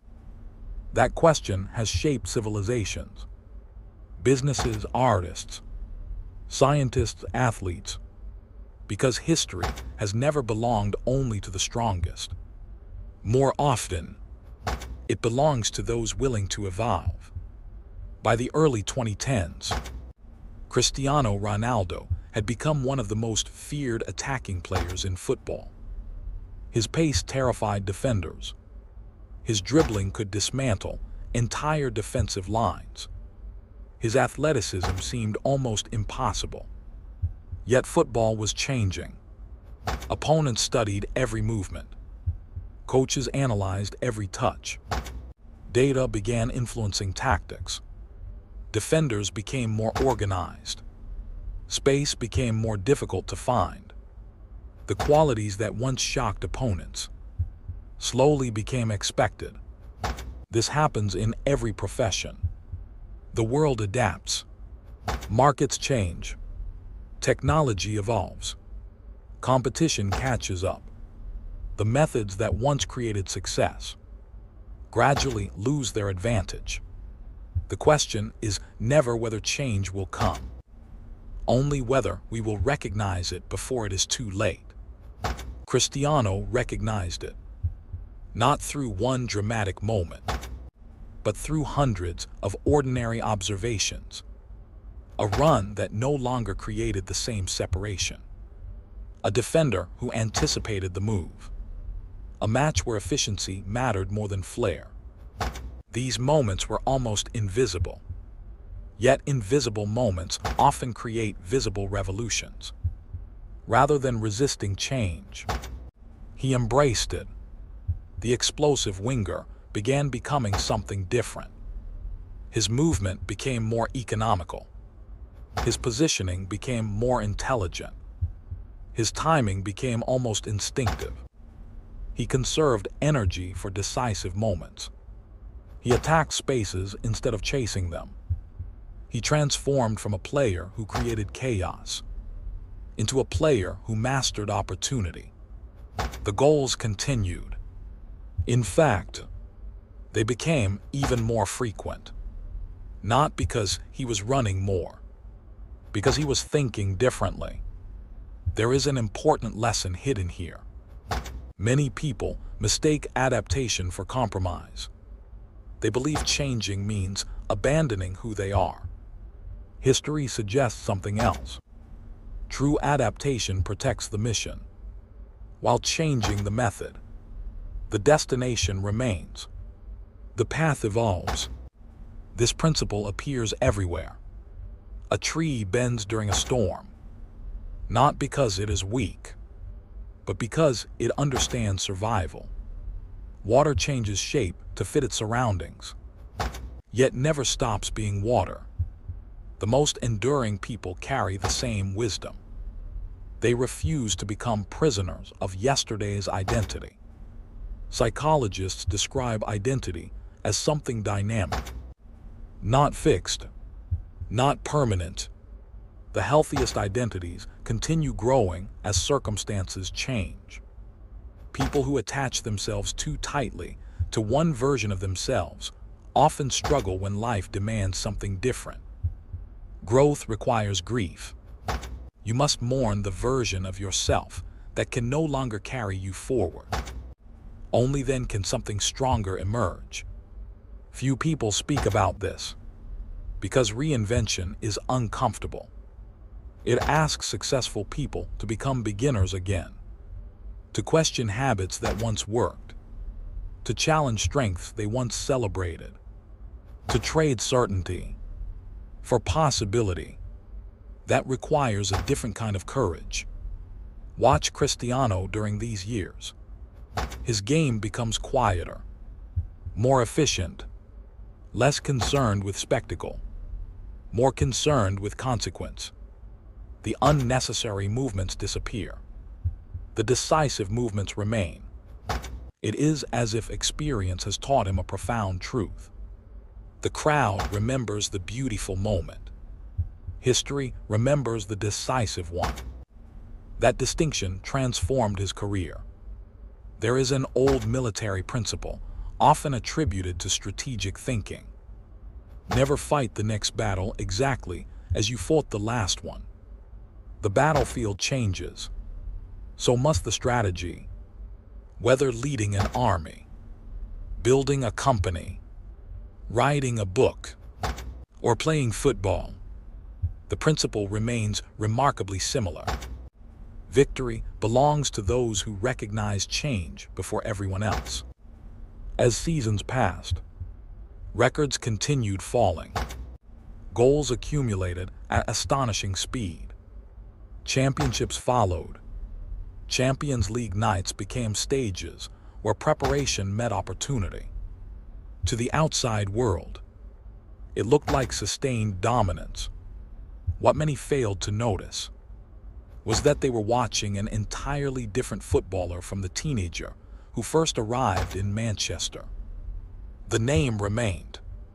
The person had evolved. Perhaps this is the greatest misunderstanding about extraordinary lives.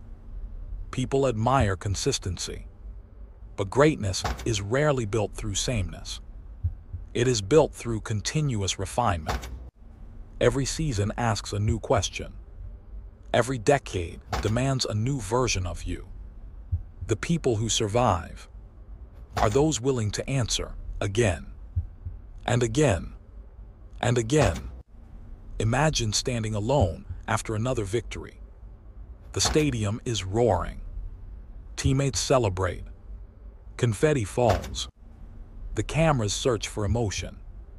But somewhere beneath the noise, another question quietly waits. Who must I become next? Not what have I achieved, but what still needs to change? That question separates achievement from legacy. Achievement celebrates the past. Legacy prepares for the future. The boy from Madeira had once dreamed of becoming a professional footballer. The young man in Manchester had dreamed of becoming the best. Now, the man in Madrid was chasing something even more difficult. Not another trophy. Not another headline. He was chasing continual transformation because he had discovered the deepest truth of all. The greatest opponent is not another player. It is the comfort of becoming the same person.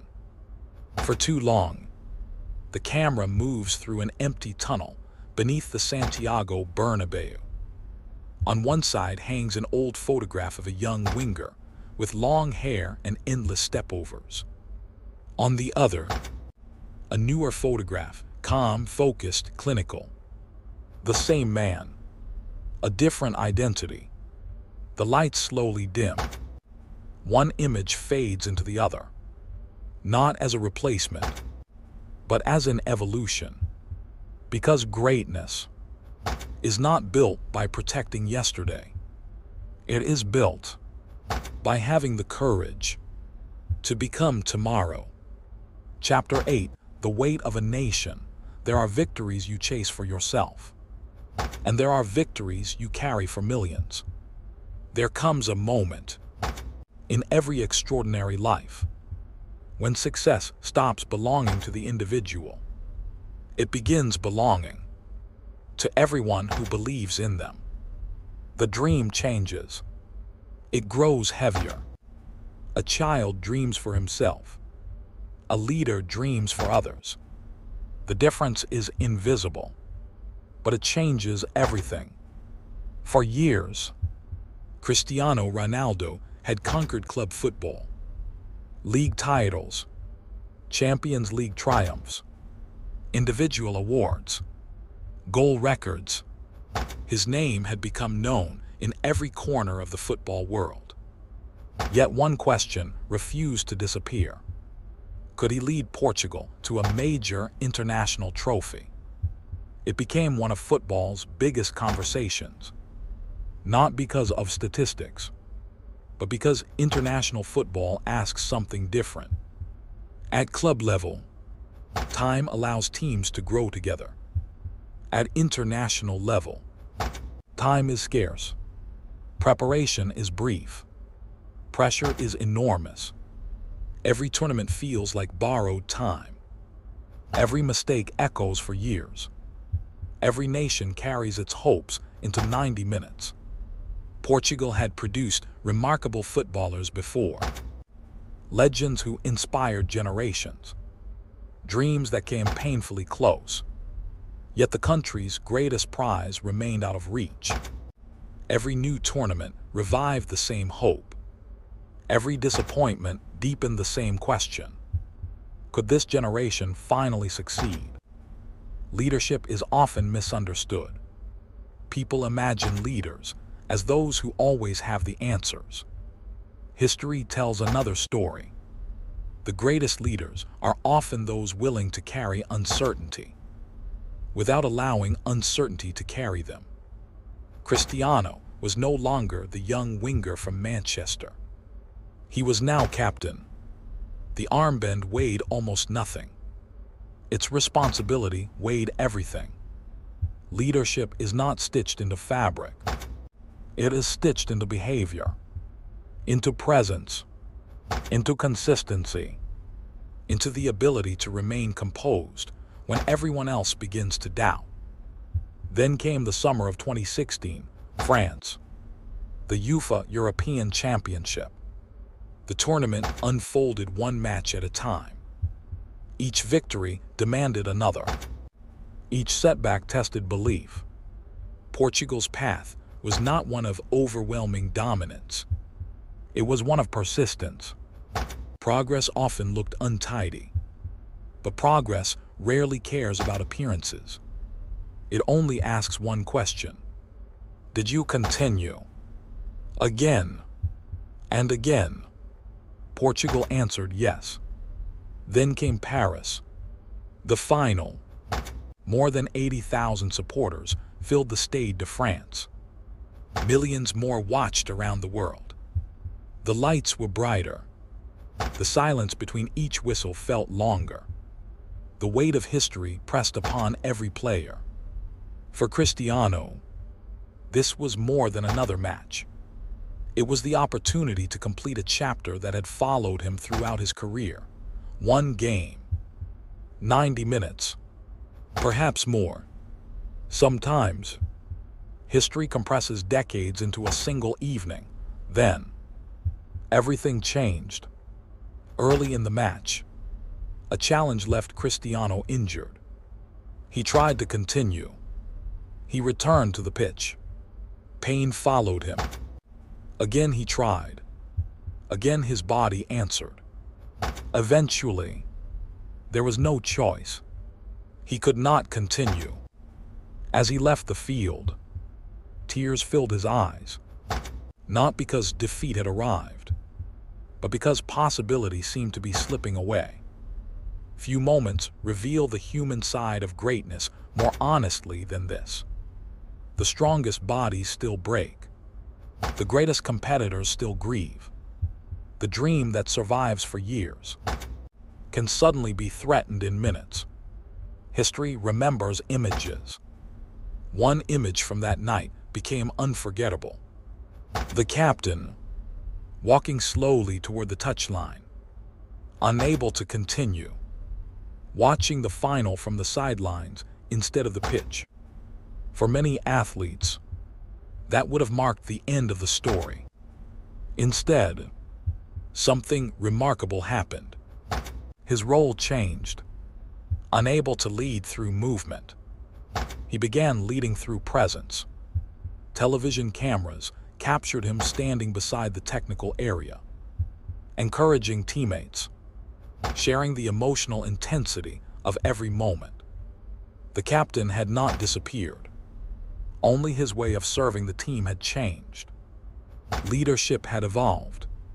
Psychologists often distinguish between control and influence. Control asks, what can I do directly?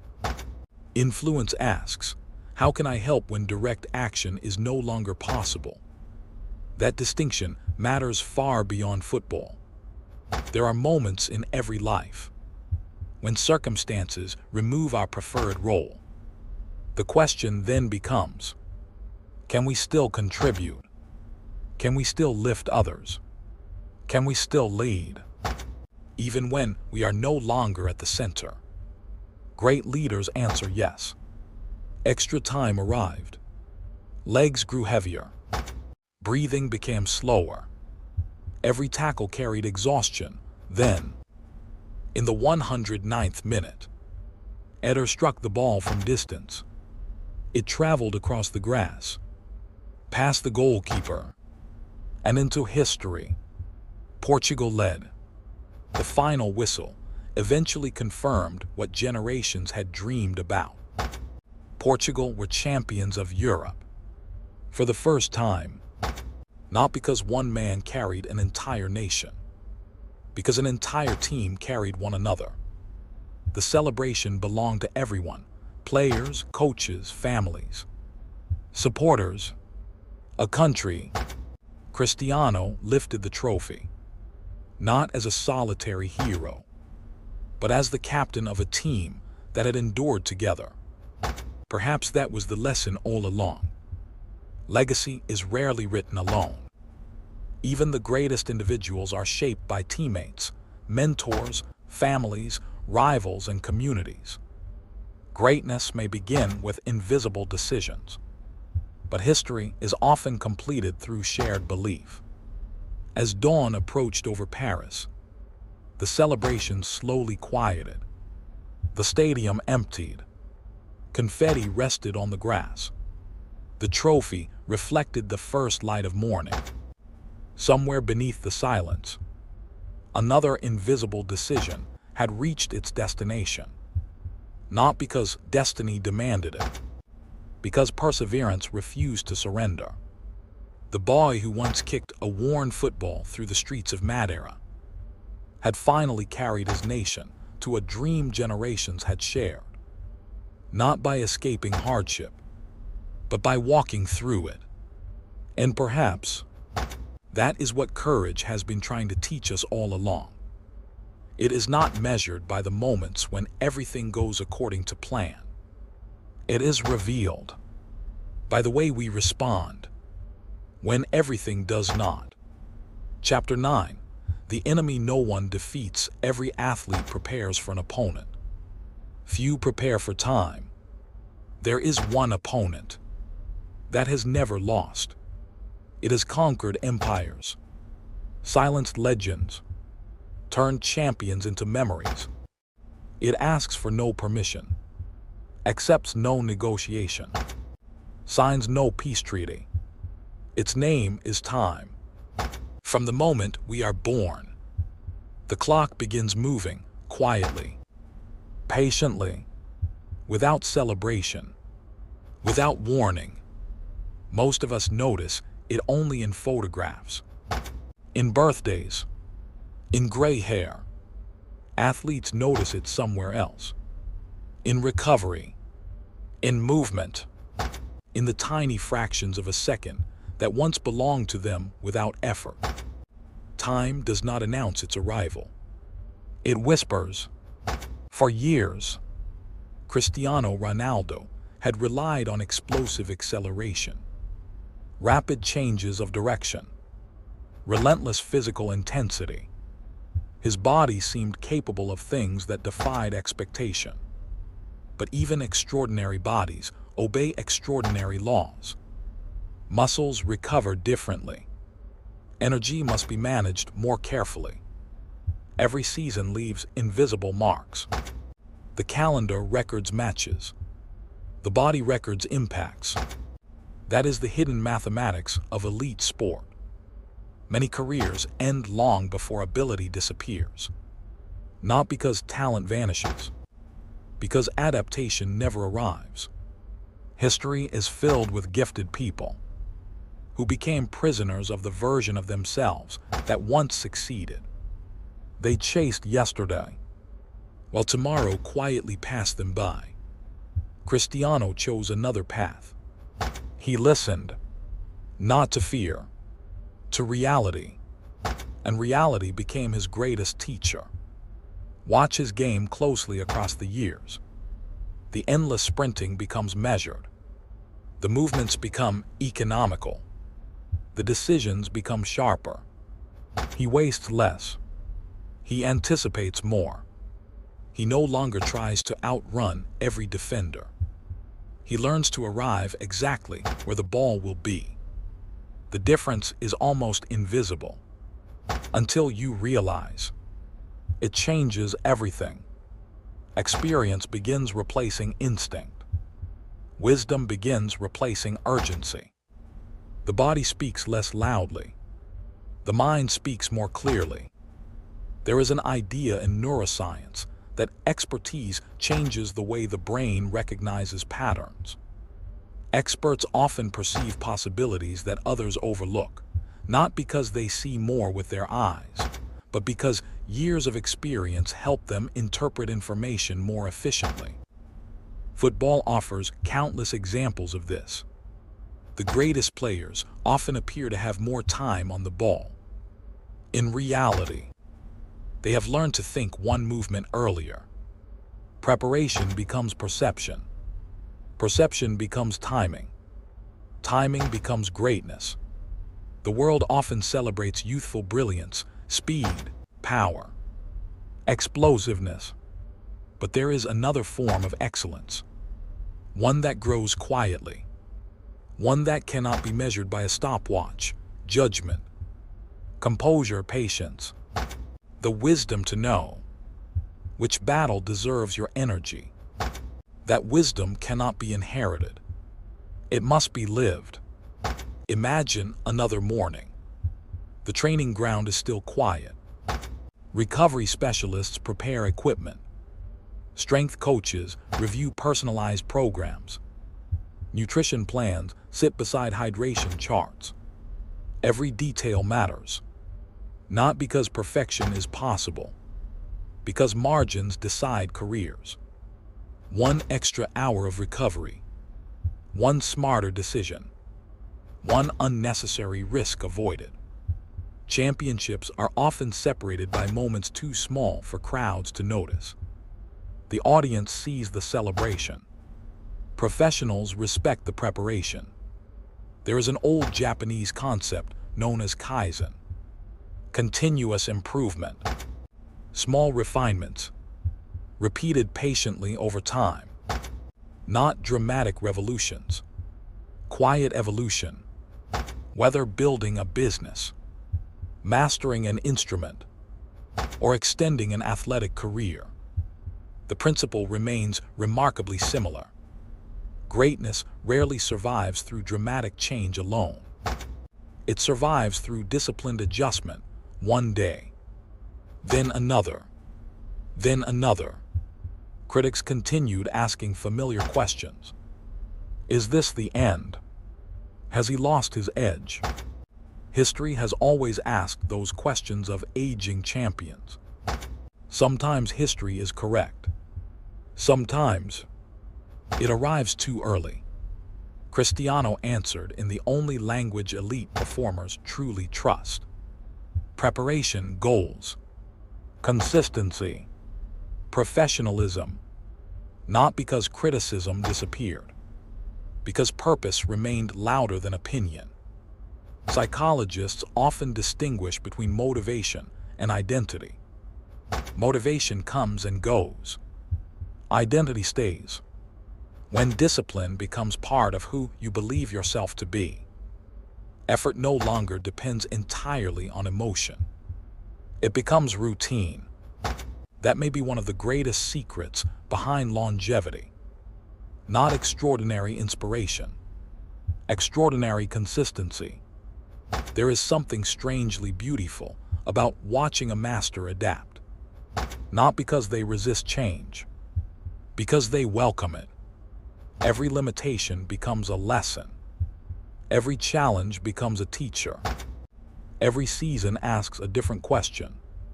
Every season receives a different answer.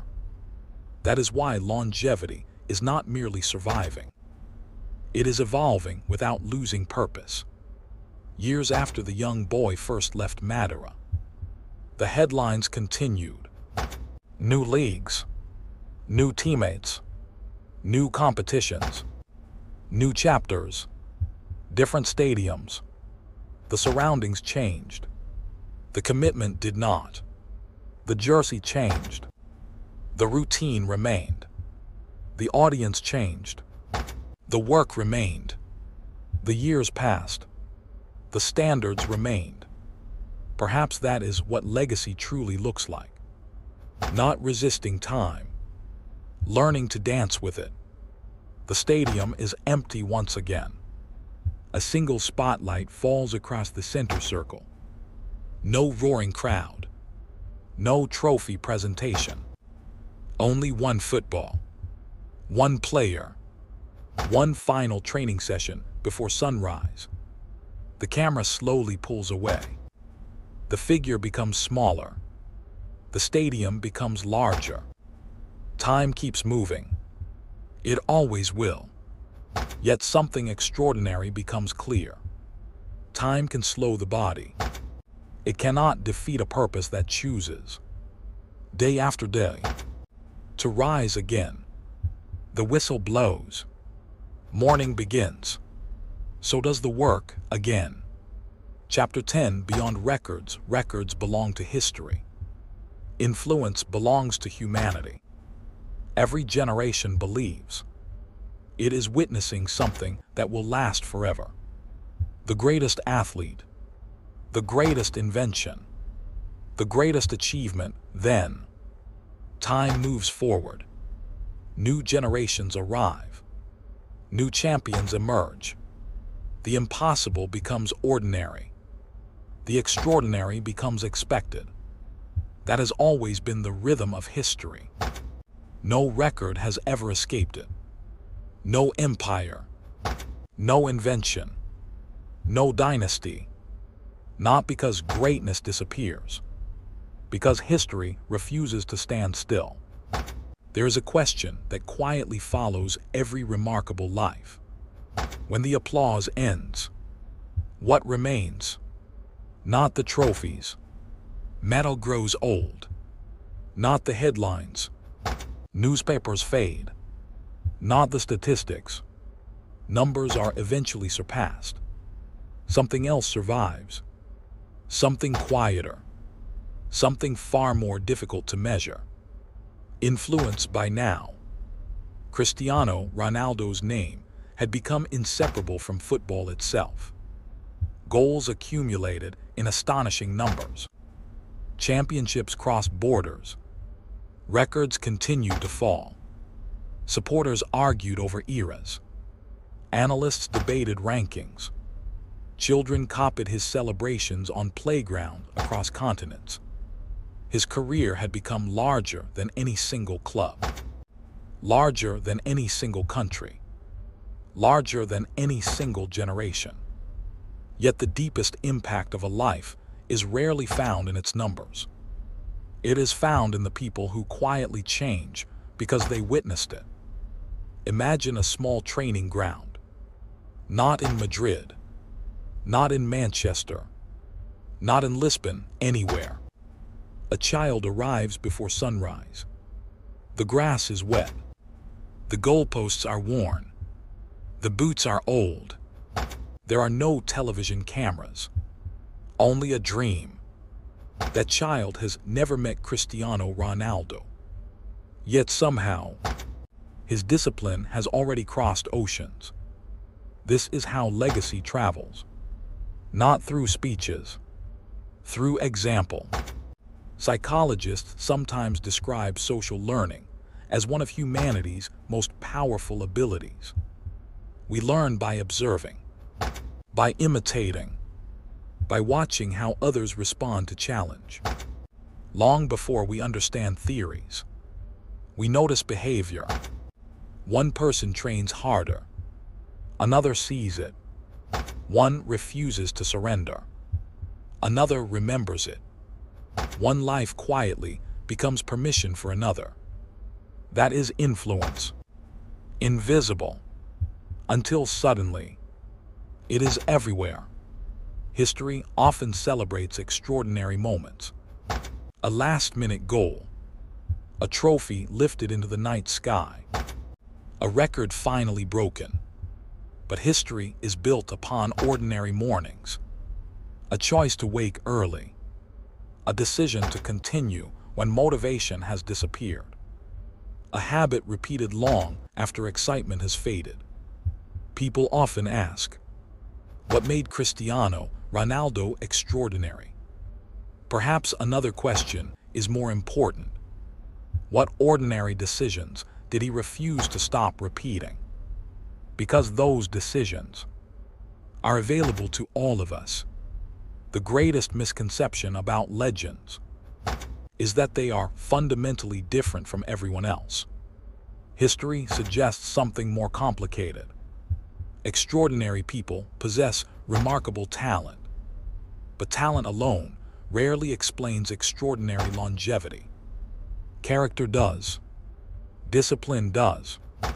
Adaptation does. The willingness to improve after success does. Those qualities are less dramatic. They are also more transferable. That is why stories matter. Not because they allow us to admire greatness, because they allow us to examine ourselves. Imagine walking through a museum decades from now. Photographs line the walls. Old jerseys, golden trophies, match balls preserved beneath glass. Visitors pause. They read. They smile. Then they continue walking. The objects remain. The moments become history. But somewhere outside the museum, another child is still chasing a football before sunrise. Another entrepreneur is beginning a company from a small room.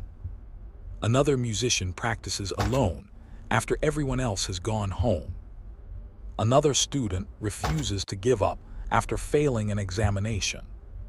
Legacy continues, not because people remember every statistic, because they remember what those statistics represented. Persistence, sacrifice, belief. There is an old philosophical question. What is the purpose of achievement? Some answer, recognition. Others answer, success. Perhaps history whispers another answer. Achievement becomes meaningful when it inspires achievement in someone else. A single candle loses nothing by lighting another. Perhaps greatness works the same way. As the years pass, records will continue to fall. Someone will eventually score more goals. Someone will break another record. Another generation will redefine possibility. That is not the end of a legacy. It is evidence that the legacy succeeded. Because the highest purpose of greatness is not to remain unreachable. It is to expand what future generations believe is possible. The camera moves slowly across empty stadiums: Madeira, Lisbon, Manchester, Madrid, Turin, Riyadh. Different cities, different chapters, one journey. The stadiums are silent now. The crowds have gone home. Yet the silence carries something remarkable. Every place still remembers. Not because the echoes remain, because the example remains. The lights slowly dim.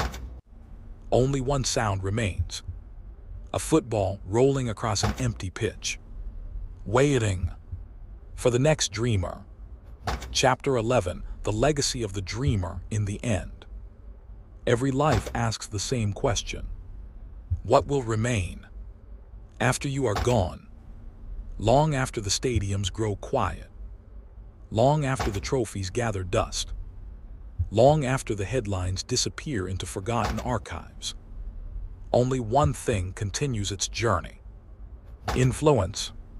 History has always misunderstood greatness.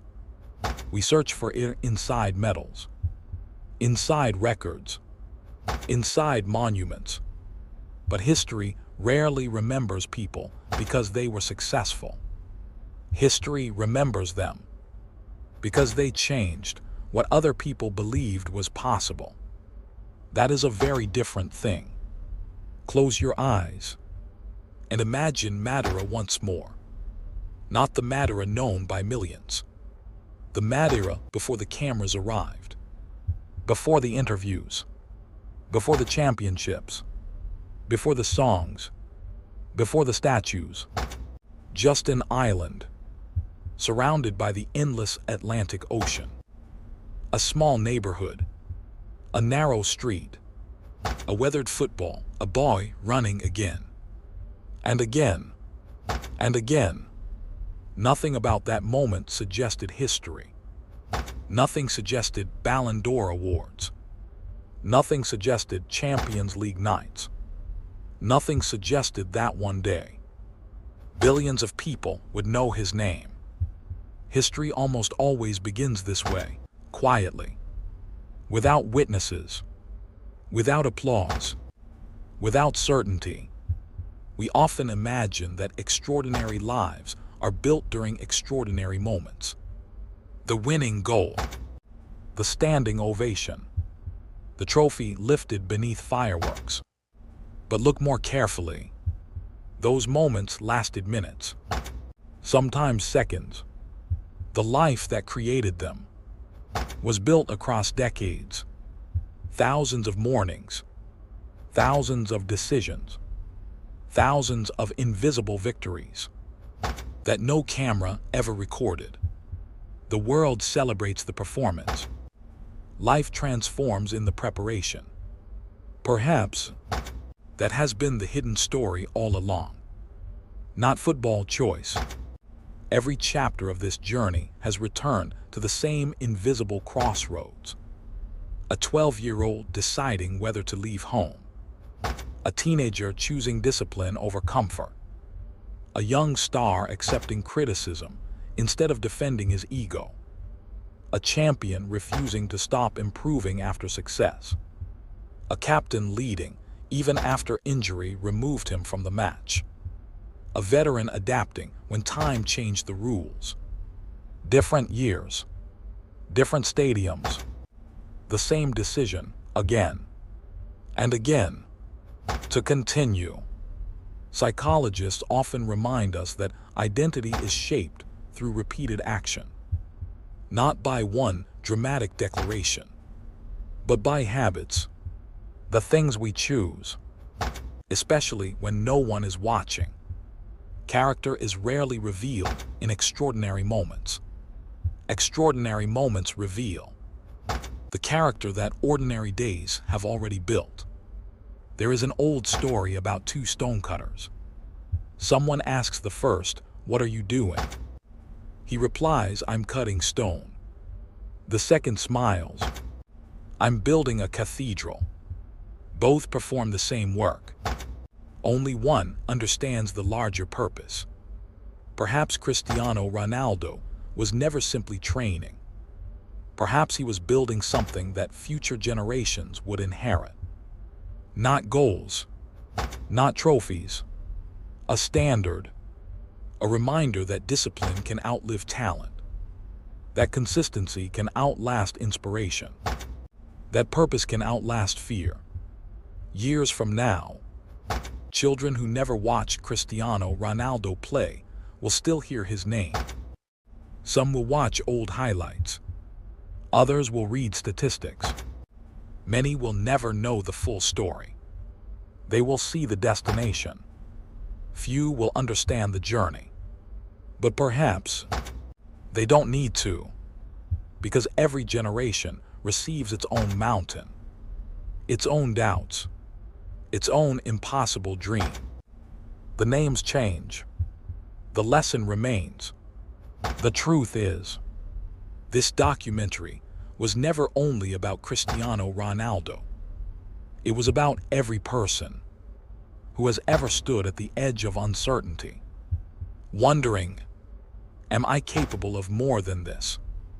It was about the student studying after everyone else has gone to sleep, the parent working 2 jobs for a better future, the artist creating in silence before anyone believes, the entrepreneur rebuilding after failure, the athlete recovering from injury, the dreamer refusing to surrender.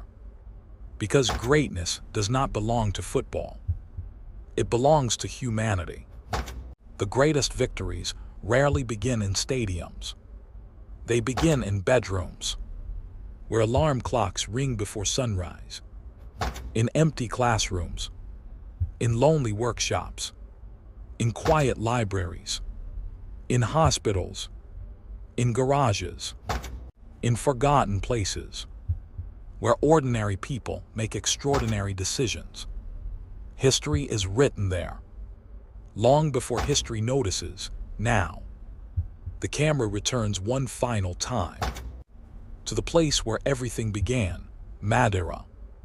The ocean moves exactly as it did decades ago. The streets are different. The people are different.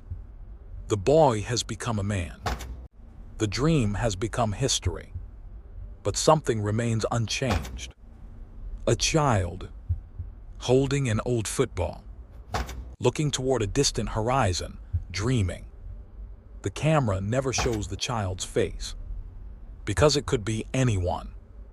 It could be someone in Lisbon, in Lagos, in Sao Paulo, in Tokyo, in New York, in Kampala, in a village that appears on no map, or it could be you.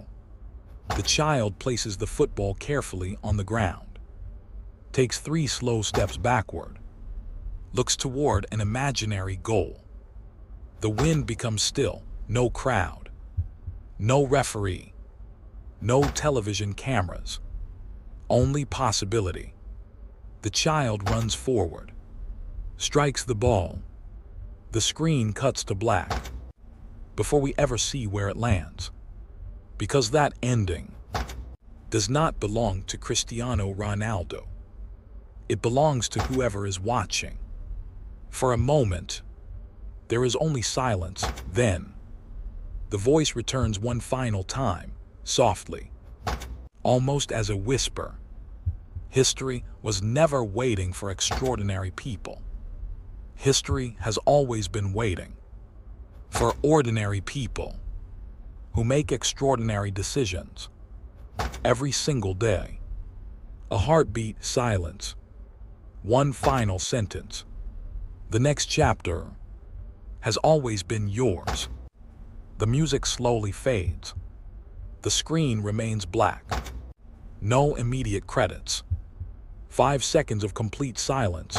Then, a single line appears, dedicated to every dreamer whose greatest work is still invisible. The final note lingers. The screen fades completely. The story ends. The journey begins. If this story changed the way you think, don't stop here. Because this was never just about one boy or one dream. It was about something much deeper. The invisible forces that shape every decision you make, every risk you avoid, and every version of yourself you never become. There are thousands of stories like this, hidden in books in history, in the lives we think we understand. And on this channel, that's exactly what we're uncovering. One story at a time, one idea at a time, one uncomfortable truth at a time. Because sometimes, the difference between an ordinary life and an extraordinary one is just one decision no one else will ever see. I'll see you in the next one.